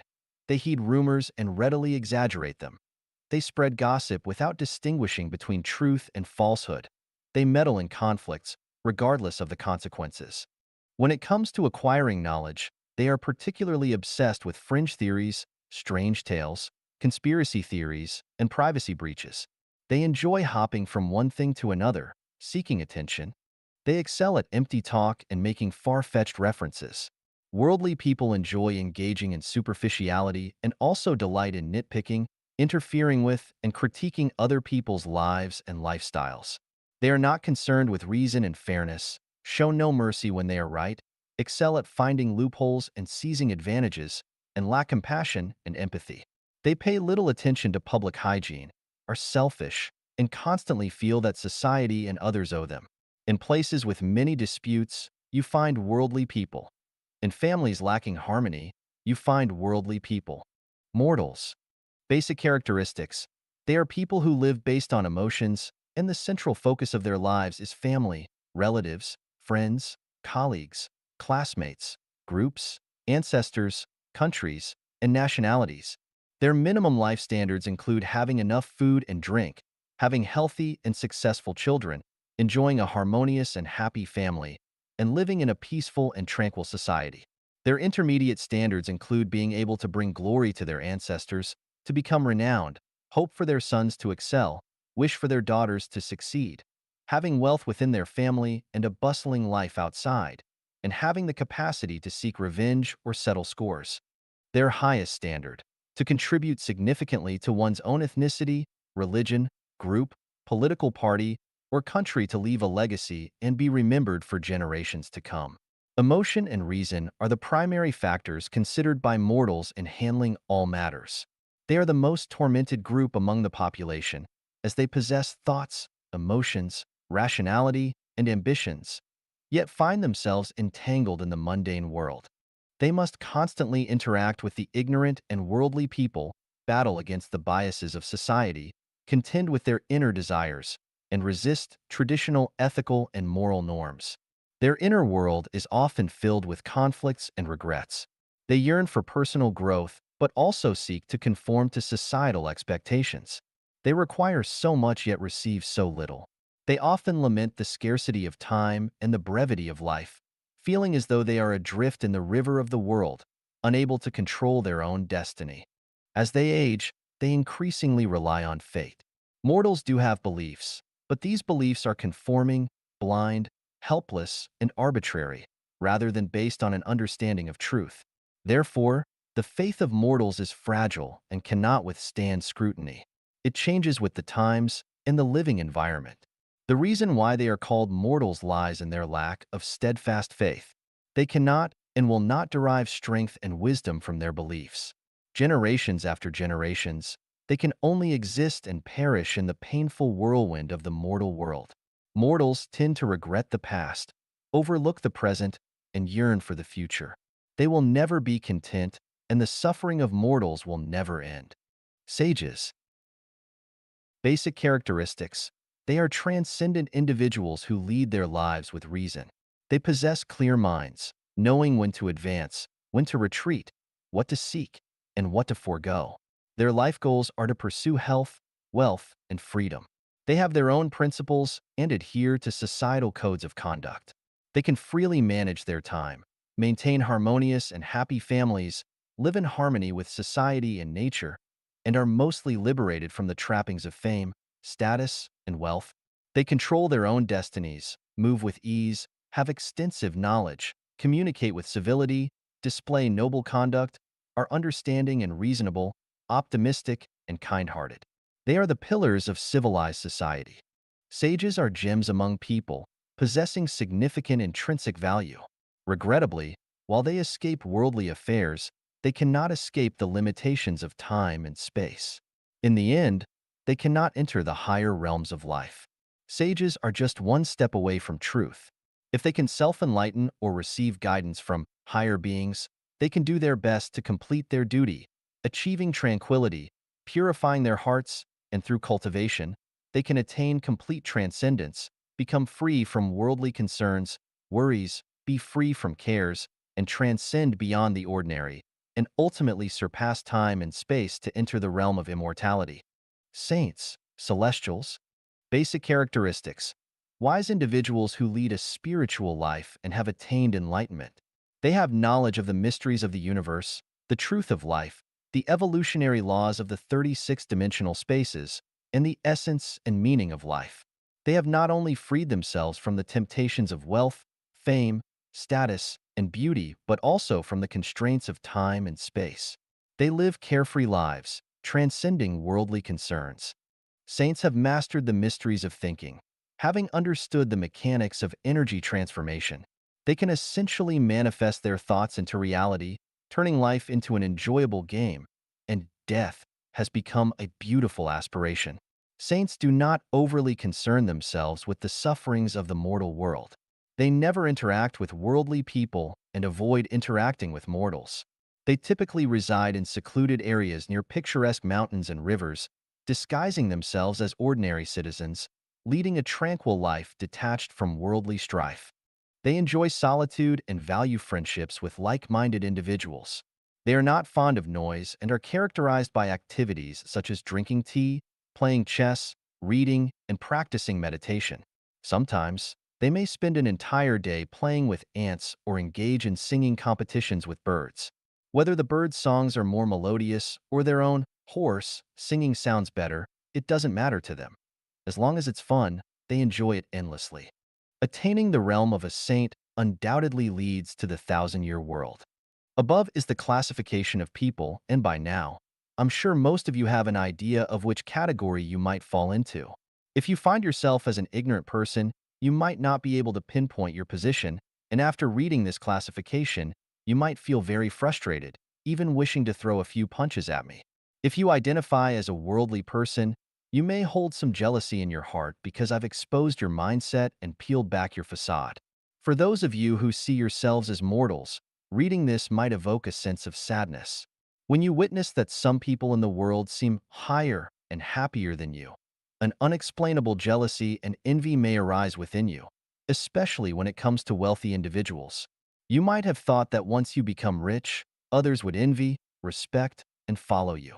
However, you never imagined that in the eyes of sages, you're still an ordinary person, and in the eyes of saints, you're just an ignorant one. On the other hand, if you identify as a sage, you'll likely be overjoyed, feeling as if you found a long-admired bosom friend and suddenly realize that your wealth is boundless and that you can benefit infinitely from it. If you consider yourself a saint, you might laugh heartily and criticize me for being idle and wasting time. Regardless of whether you feel anger, jealousy, happiness, or laughter, as long as you take a moment to calm your mind, you'll find a sense of gratitude deep within you. After all, you've come to understand your own state of existence and where you should strive to develop. If you aspire to attain pure spirituality and progress towards the level of a saint, I have categorized human qualities into 18 grades for your reference. 导致人生痛苦的18烟叟. The 18 source causes of life's pain. Xiefeng, June 30th, 2010. Translated by Tong Xin and edited by Care. Life should be joyful, happy, free, and blessed. But most people's lives not only lack joy, happiness, freedom, and blessings, but also have many troubles each day and night which stimulate pain in their hearts. We have to ask, what in hell causes the pain in life? Let me analyze the sources of pain in life and see if they are reasonable. Wrong values on value, life, and the universe. The values of value, life, and the universe are the GPS of life. If they are correct, the life journey will gravitate toward joy, happiness, freedom, and blessings like heaven. But once they become misdirected, life will slip toward troubles, anxieties, worries, and fears like hell. For example, people die for money and birds die for food is a wrong value. If one insists on such a value, pain will fill their life. For example, every man should take a wife and every woman should take a husband once they reach adulthood. If such a value directs your life will doubtless be full of pain. For example, people just live a lifetime and then die like the light of candles going out is a wrong perception of life, since it ignores the laws of karma, cause and effect, and of reincarnation. If one accepts such values, their life will definitely be messy and as confused as flies without guidance, and they will encounter a lot of pain. For example, there is no greatest creator, no gods or Buddhas, no celestial beings, and no heaven and hell is also a wrong value of the universe. Such identification does not understand that there are mountains beyond mountains and heavens beyond heavens, and does not understand that there are 20 parallel worlds and 36-dimensional spaces. It limits one's view of spirit and soul to the narrow life field of current space so they cannot see a bright and clear future, and causes much pain in life. Selfishness. People who prefer to selfishly take benefits and profits only for themselves rather than serving or contributing to others and to society will definitely live painful lives. Greed. Only take one cup of water among thousands of rivers and lakes. If one wants to possess all rivers and lakes without restraint, their life will surely be painful. Laziness. Being lazy, preferring leisure over work, being opportunistic, and stealing other people's achievements are qualities which will inevitably lead to corruption and poorness. The result of such people is having painful lives unless they can become pigs. Jealousy. When seeing other people leading lives with better conditions or living happier, freer, and more joyful lives, one immediately has jealousy and hatred in their heart, or feels uncomfortable without reason, or cannot sit or stand peacefully, or cannot help but be mean and picky, and even wants to harm those other people. This will cause limitless pain in their own life. Complaints. When one has no clear identification of themselves, cannot see clearly their own shortcomings and disadvantages, always puts the reasons of mistakes or responsibilities on others, complains a lot, including complaints to heaven, earth, society, and other people, but never finds reasons from within, such people's lives will inevitably have pain. Comparison. The consciousness of comparison is evil. Once one starts to compare themselves against others, pain comes immediately. Being competitive and aggressive. Being competitive and aggressive, always wanting to have a better life than others, always liking to show themselves off, and always wanting to be superior to others. Such people will have much pain during their whole lives. Arrogance. Those who are arrogant, wild, and proud, unable to treat people equally while always feeling superior to them, disrespectful of other people's personalities, dignity, and freedom, always speaking in a tone of teaching and superiority, revealing contempt in their eyes, and have no basic politeness, are annoying people and they will have a lot of pain. Being dependent. Not trusting in and relying on the greatest creator. Not trusting in and relying on oneself. Putting the hope of having a happy life without the troubles of food, shelter, clothes, transportation, birth, aging, sickness, and death on someone else, always wanting to rely on and be fed by others, and placing their spiritual prop on someone else. Such people will have lots of pain in life, too. Infatuated and poisoned love. Marital love, faithful love, pledge of eternal love, and voluntarily suffering love are all poisonous love. Once one owns poisonous love, their life is inevitably painful. Possession and occupation. Once one owns something, they will definitely taste pain. The more one owns, the more pain will come. In order to possess something, one must spend their time, energy, and heart to own it successfully. In order to maintain all they have, they need to think thoroughly to find the solution. In order to occupy for as long a time as they can, they have to cheat, fight, intrigue against others, and even join life and death struggles. How can such a life not be painful? Chase for fame and profits. Life is only one journey of life in the human world. If one struggles fiercely and competes seriously in such a short time, which is like the illusion of a flower blossom, and chases for fame and profits all the time, his life will be surely full of pain. Attachment. Whether it is money, rights and privileges, fame, positions, or people, as long as one attachments to things, one cannot have an independent consciousness and his own opinion. He will speak and act according to other people's opinions or wills and become a suffering slaver or puppet. Want to change or control others. All life beings have their own natures. Rivers and mountains can be changed. but it is hard to alter a person's nature. If one tries to change or control others by his own interests, habits, characters, and wills, tries to have others live according to his own will, it will surely bring unhappiness to both sides and cause many pains in life. Depart from the way of nature. Departing from the original intention of the greatest creator, suppressing one's nature and love, and trying to resist nature to attain supernatural power, trying to attain special abilities, and living life without following the way of nature is just like hurling eggs against stones. Such life will definitely be painful. Violating laws and disciplines. Countries can disappear, but government cannot. In order to maintain the efficient and harmonious operation of society, governments must require their citizens to obey conventions, that is the Constitution, laws, rules, and disciplines. If people do not obey the conventions, but often violate laws and disciplines, and even commit crimes, it will surely cause painful lives. The consciousnesses of marriage, family, nation, political parties, religions, and organizations. Once people have the above consciousnesses, once they enter into the programs of marriage, family, nation, political parties, religions, and organizations, their lives will definitely suffer. 好人、善人、坏人、恶人的标准. The standards of good, kind, people and bad, evil people. Xiefeng. March 17, 2011. Translated by Tong Xin and edited by Care. The standards of good, kind people. All those who bring joy, happiness, freedom, and blessings to others are good, kind people. All those who lead others to the way of the greatest creator are good, kind people. All those who help others to get through difficulties are good, kind people. All those who promote others into good and harmonious relationships are good, kind people. All those who love and cherish nature and life are good, kind people. All those who promote human beings toward the directions of peace, union, and prosperity are good, kind people.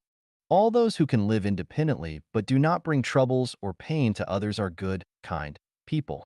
All those who lead others to a wonderful future are good, kind people. The standards of bad, evil people. All those who bring to others troubles, pain, fear, and anxieties are bad, evil people. All those who lead others to the way of the devil are bad, evil people. All those who lead others into difficulties are bad, evil people. All those who destroy nature and hurt life beings are bad, evil people.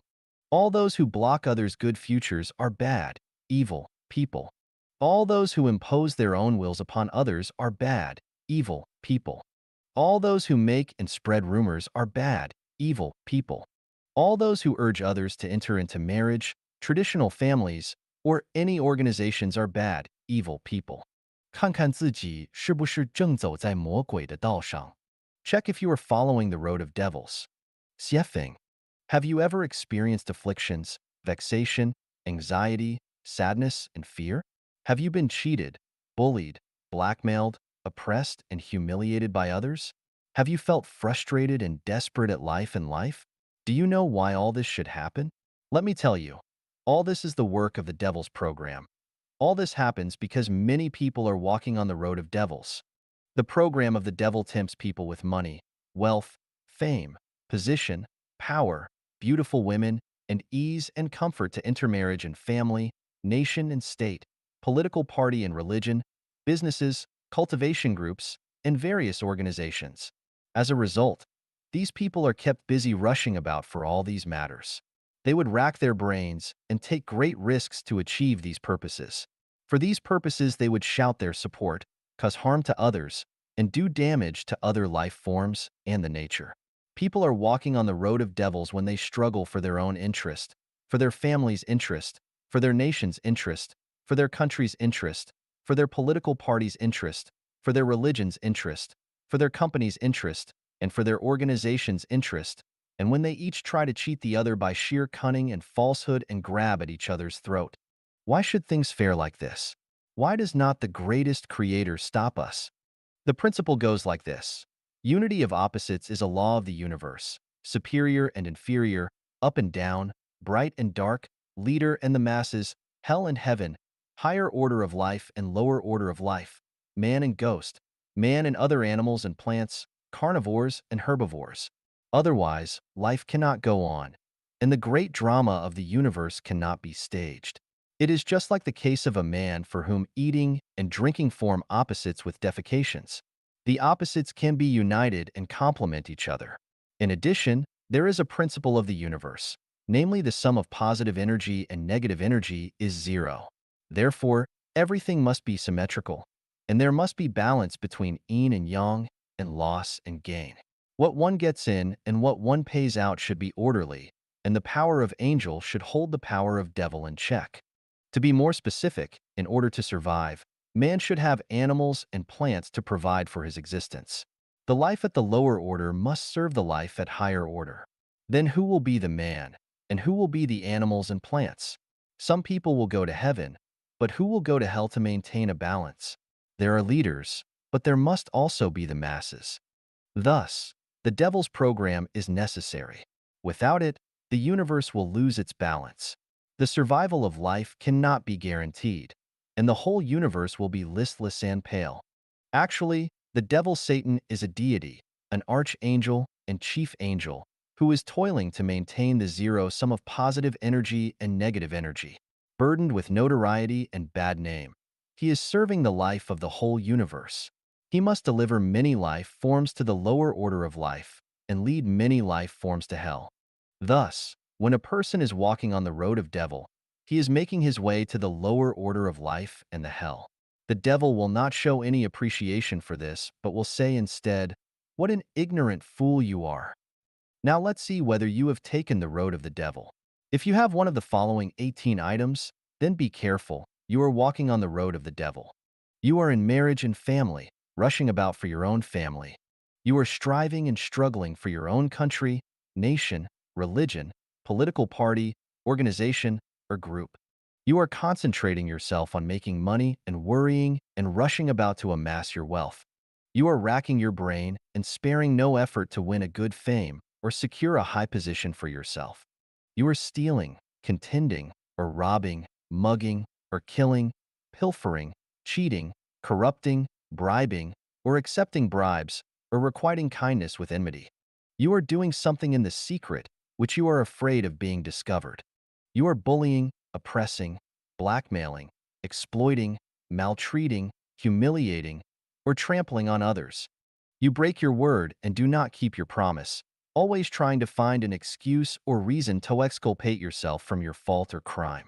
You are eating things you are not supposed to eat, using things you have no right to use, and doing things you are not entitled to do.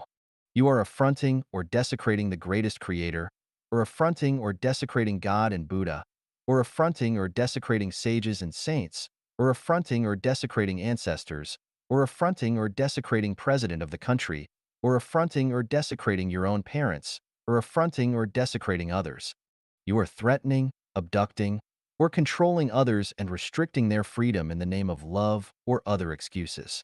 You are propagating and publicizing incorrect outlooks on life, and the world. You are inciting or abetting others to plot a rebellion. You are spreading gossips and rumors to ruin the close and harmonious relations between others. You are jealous of others' joy and happiness, and you feel resentment at others' freedom and blessing.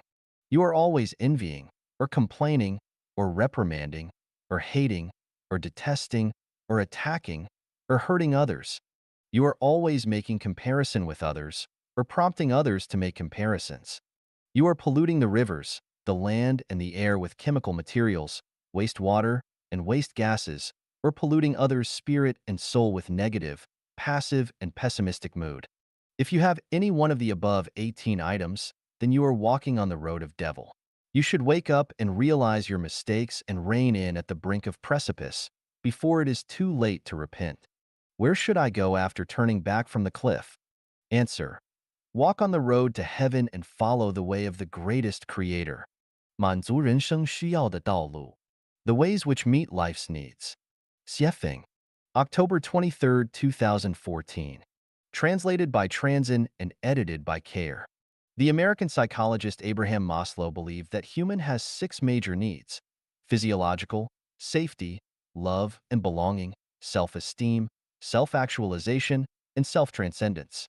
To be specific, life needs food, water, air, sex, sleep, safety, resources, health, medical care, assurance of having a job, family affection, friendship, love, self-esteem, social status, confidence, a sense of achievement, morality, skills, creativity, and so on.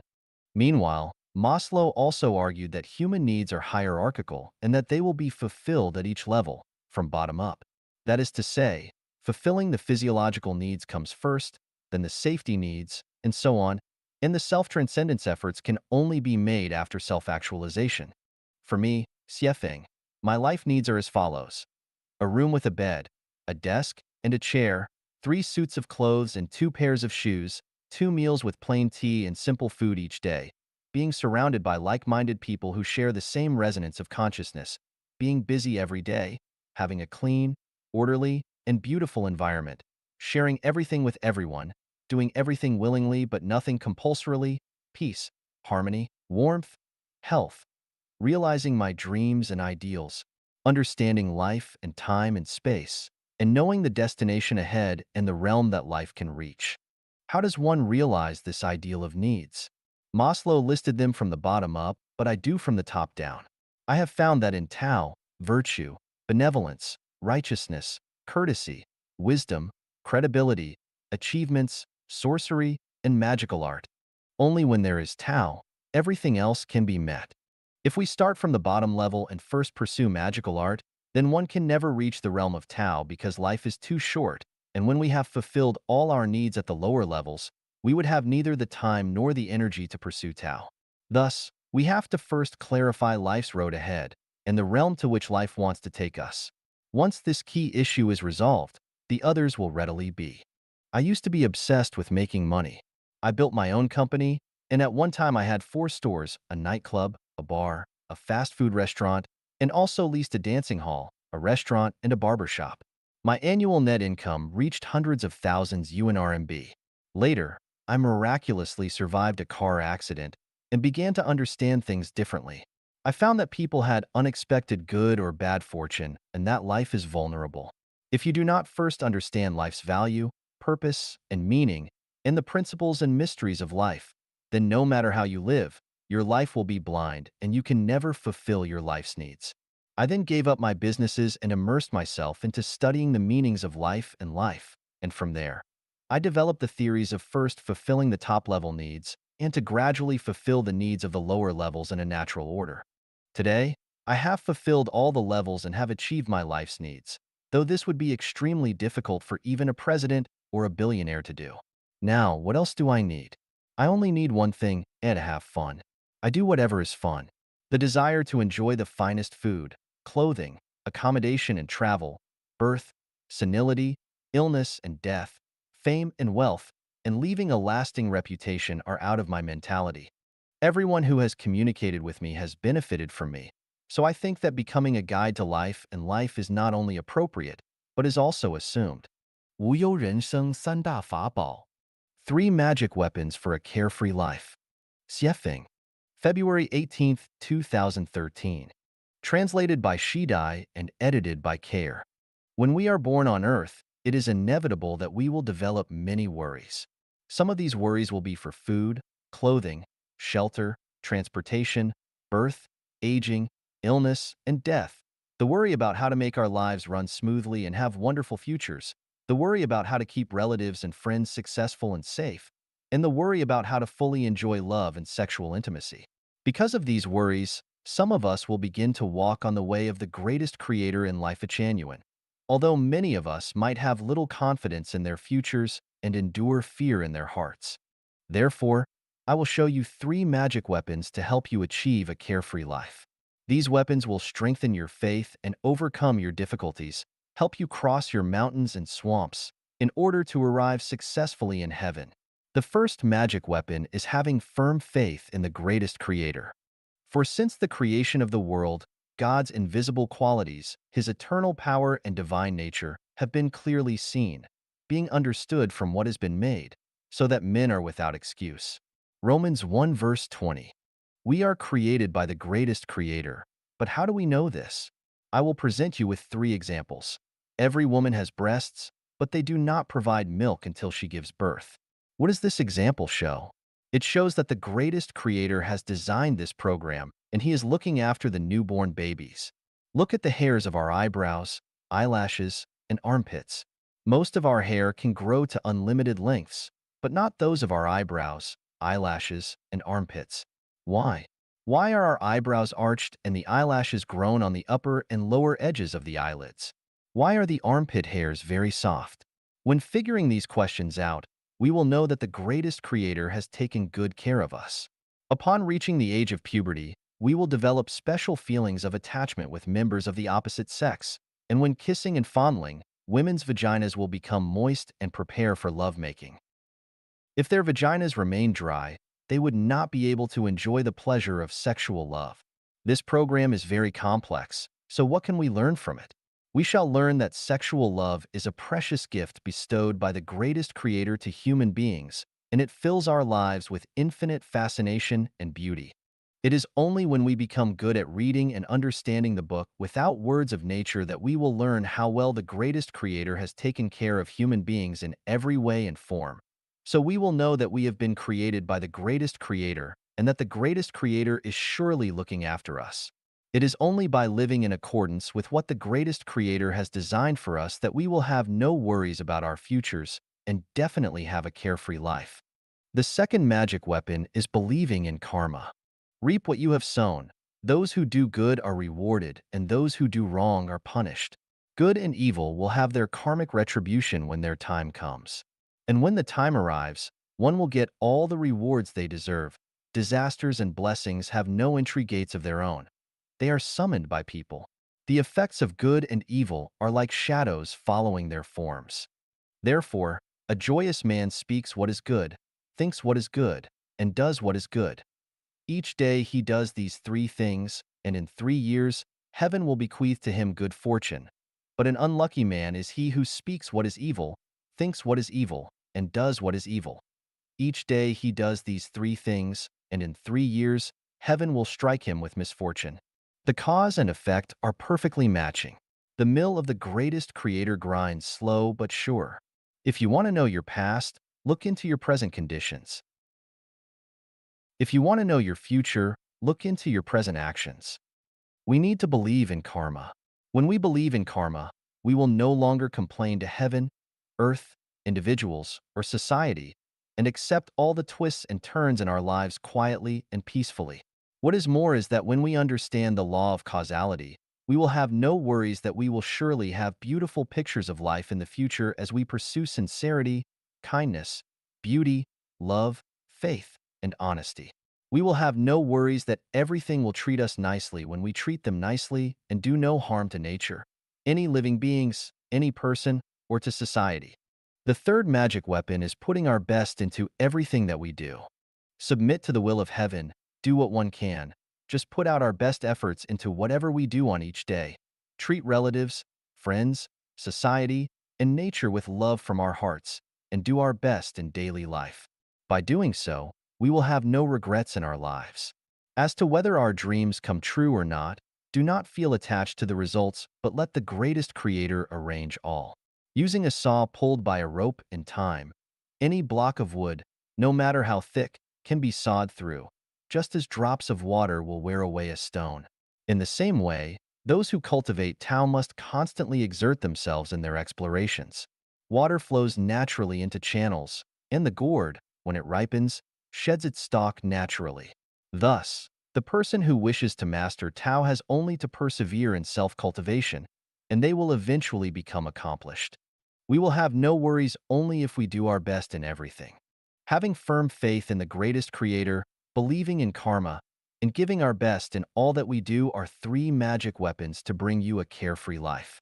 If you have the three magic weapons, your life will be like, let the wind blow and the waves beat, better far than idly strolling in the courtyard.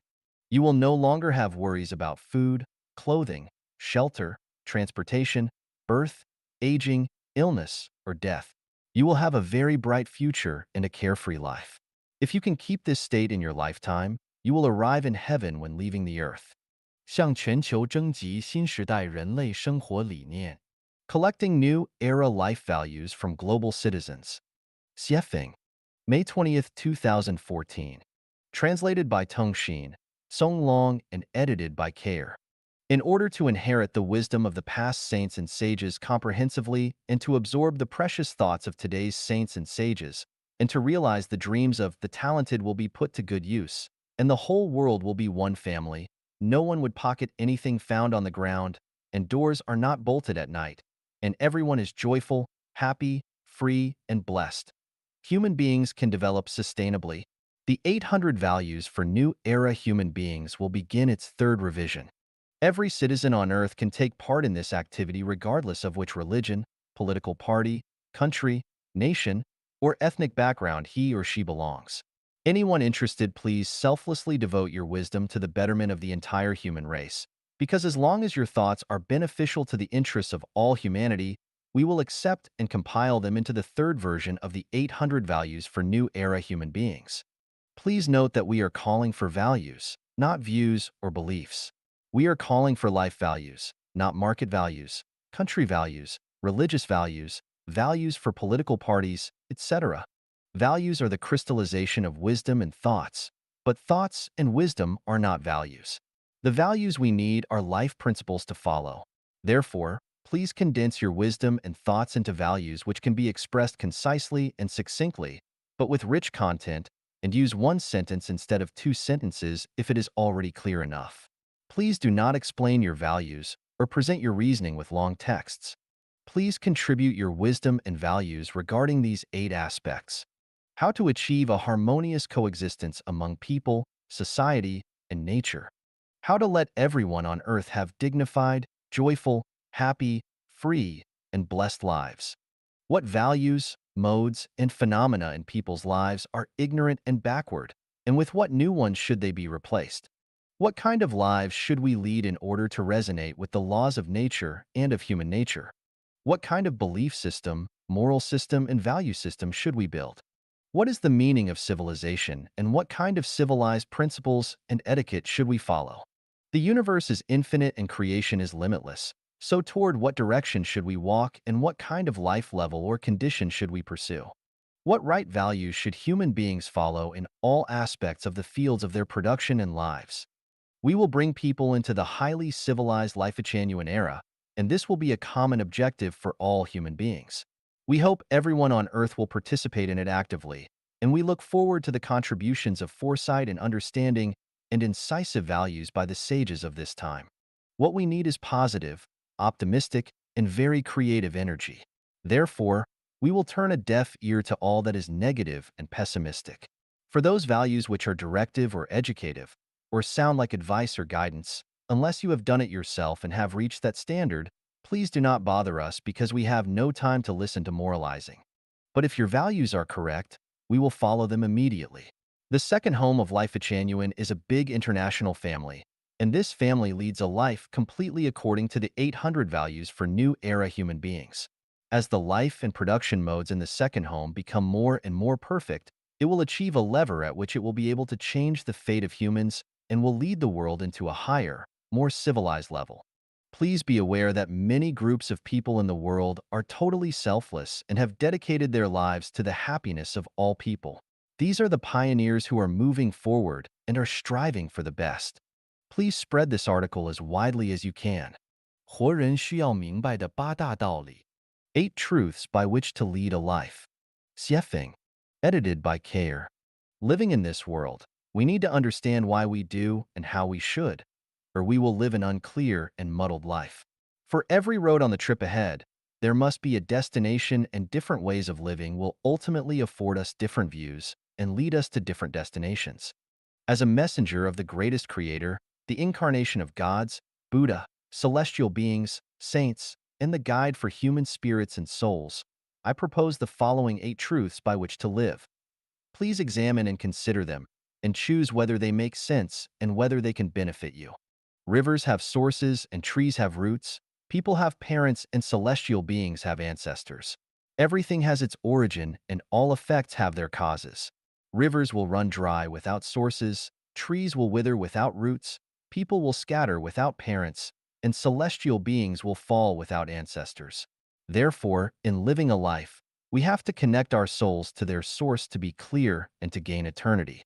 The source of everything is the greatest creator, and we, our lives within our life, should always keep the greatest creator in mind and live in accordance with the will of the greatest creator. In this way, our life can reach a wonderful destination in the end. Life is a short journey of life in the mortal world which begins when we are born and ends when we die. You were there before you were born and will still be there after you die. Birth and death are only life phenomena, and not the beginning and end of life. So it is very important to learn from where you came and to where you are going.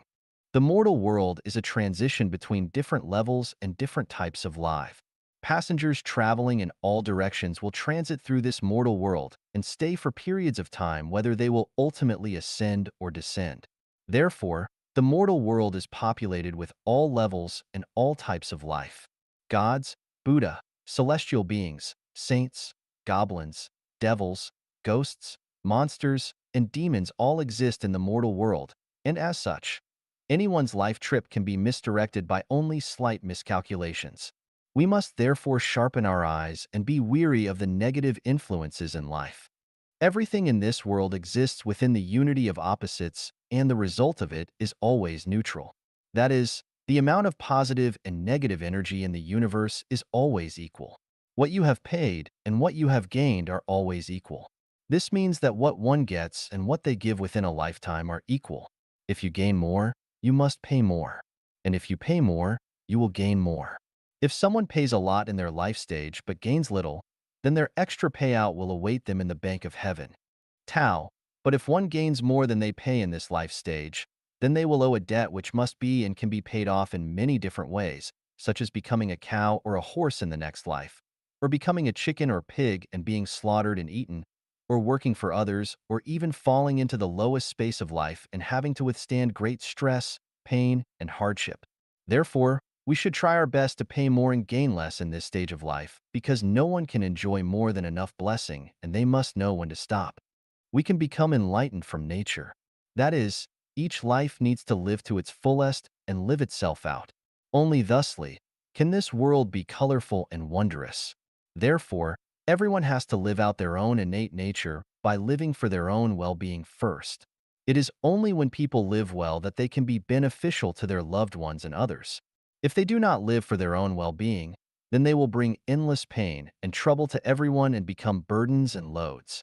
For instance, some parents live bitter lives and often cannot meet their basic life necessities such as birth, illness, retirement, and death, so they can never bring blessings to their children. We often hear parents say, "My child, I have suffered through a bitter life all for my child." This attitude is an excuse for their bad life because they want to transfer their pain to their children and make those children suffer guilty consciences for their parents' deprivation. Consequently, not only does the parent deprive themselves, but then they guilt-trip their child. This kind of outlook on life is incisively manifested by married couples when the husband and wife each believe that they have sacrificed for the other and that the other owes them. As a result, both suffer and neither lives out their Tathagata nature. In short, one has to live for their own sake and their own well-being because anyone who lives for others will not only spoil their own life, but will also inflict heavy psychological burdens and spiritual bondage upon others. What is there for people to live for? It is to live for their innate natures, for their gifted natures, to live happy, joyful, free, and blessed lives, and to leave no regrets, remorse, resentment, or sorry at the end. To do this, one cannot live for power, wealth, fame, beauty, vanity, religion, political party, state, nationality, family, or others. They must not try to possess or control anything or anyone, but must accept them as they are and associate with others by following predestined relationships to act in accordance with their natures and to take advantage of opportunities as they arise. They must deliver their lives into the hands of the greatest creator through the arrangements of Tao. Everything physical is a game, but only the soul is true and worthy. Do not be too serious or persistent on anything. Go for it if it pleases and uplifts, but forget it if it hurts or degrades. People will die and fields will become lakes, and that which we are so serious and persistent about, or which troubles us now, will eventually vanish from our consciousnesses. Why bother? Everything in life runs in Tao. Everything is karma. The Lord is everywhere. You reap what you sow. Divine punishments, though slow, are always true with big meshes, letting nothing slip through. Therefore, we must lead honorable and upright lives which are centered on sincerity, kindness, beauty, love, faith, and honesty. No one should be stealthy or talk about spirits, deities, fortunes, or disasters. A good conscience knows no fear. Whatever one thinks, speaks, and does should be faithful to the earth, the sky, others, and society, and to their own consciences. In this way, their life journey will become smoother and more comfortable as time goes on. Their life's future will also be smoother and more beautiful. Just do ordinary, simple things within the capacity of your lifetime. Be content to be ordinary and do not pursue the extraordinary. Settle on doing more small things and avoid attempting big things. Learn how to enjoy the unknowingly quiet life and avoid being the target of the known and the noisy.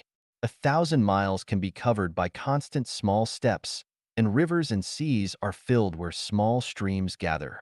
We should always direct our efforts toward laying this kind of foundation. In this way, with persistence over time, the most ideal life will appear, and the most beautiful dreams will come true. These 8 life truths are only my perceptions and are only fit for a small minority. Accordingly, the majority of people are unable to accept them. If you think they make sense, then use them as references. If you think they do not make sense, then find your own ways. We do not discuss, debate, or argue. 用哲学辩证法指导人生.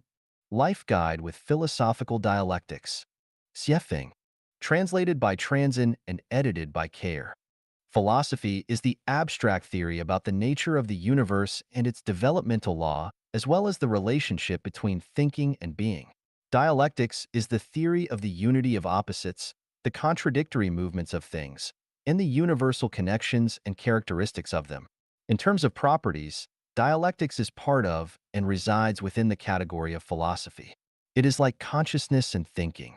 Thinking is part of and resides within the category of consciousness. Speaking metaphorically, philosophy is the human body and dialectics are its eyes.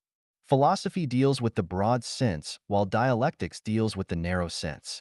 Philosophy is general, while dialectics is specific. It is my opinion that philosophy is science and should be understood and reasoned with real evidence, without which it would not be logical, and that would in turn lead to wrong conclusions. For instance, both the absolute idealism and absolute materialism sever the unity between the two sides of the contradiction, such as religion, which emphasizes more about the idealism and ignores the value and meaning of real existence, and pragmatism, which stresses more about existence itself, but less about its causes.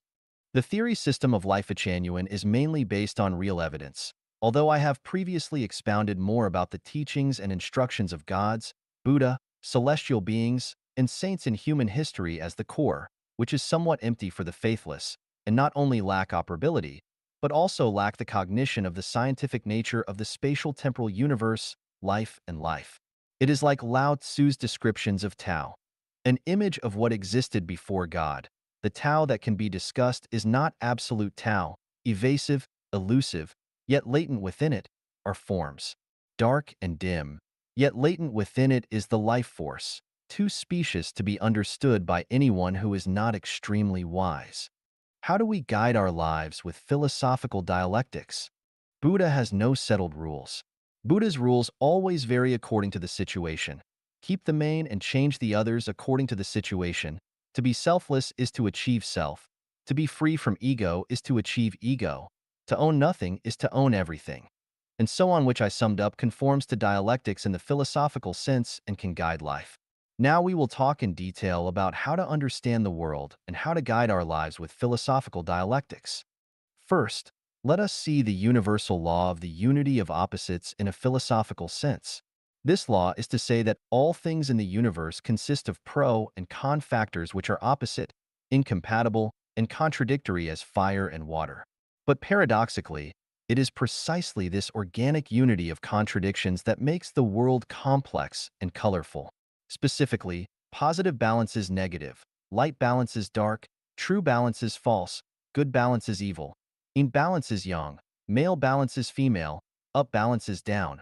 The rise balances the fall, death balances life. The tangible balances the intangible, and so on. How can this analysis be significant to guide our lives? The law of the unity of opposites tells us that there is the physical world, but also the spiritual, heaven, but also hell, material structure, but also the non-material, and the tangible human, but also the intangible God. As such, our consciousness and thinking are not limited to our mortal lives and will not be limited to the material world that we see. Our field of knowledge can expand to unlimited space and time, to the afterlife, to the non-material world which we can neither see nor hear from our current place. What a remarkable leap of faith this is. Thus, as human beings, we should not only value the present, but also consider the future, not only pay attention to reality, but also consider nothingness, not only cherish life, but also pay attention to the afterlife. Let us now look at the law of mutual change of quality and quantity in a dialectic sense. This law says that any change of quality must be based on an accumulation of quantity. When the accumulation of a quantity becomes saturated and passes a critical point, its quality or qualities will change. This law has a measurable value and significance in guiding our lives. From the law of the unity of opposites, we understand that while there are humans, there must be gods. Since there are gods, the existence of celestial beings and Buddha become reasonable. Humans, gods, Buddha, and celestial beings are life of different natures. People have human nature, gods have divine nature, celestial beings have theirs, and Buddha has Buddhist nature. If human nature is to be sublime to divine nature, there must be an accumulation of quantity, and the accumulation must develop towards the divine nature. 1,000 miles cannot be covered without an accumulation of steps, and there will be no rivers or seas without the integration of small streams. If one gradually accumulates a divine nature, then in accordance with the law of mutual change of quality and quantity, they will eventually become godlike. Based on the dialectic law of the negation of negation, we can conclude that new things must conquer old things. New things refers to those which are in line with objective law and posse's strong vitality and broad developmental prospects. Old things are those that run counter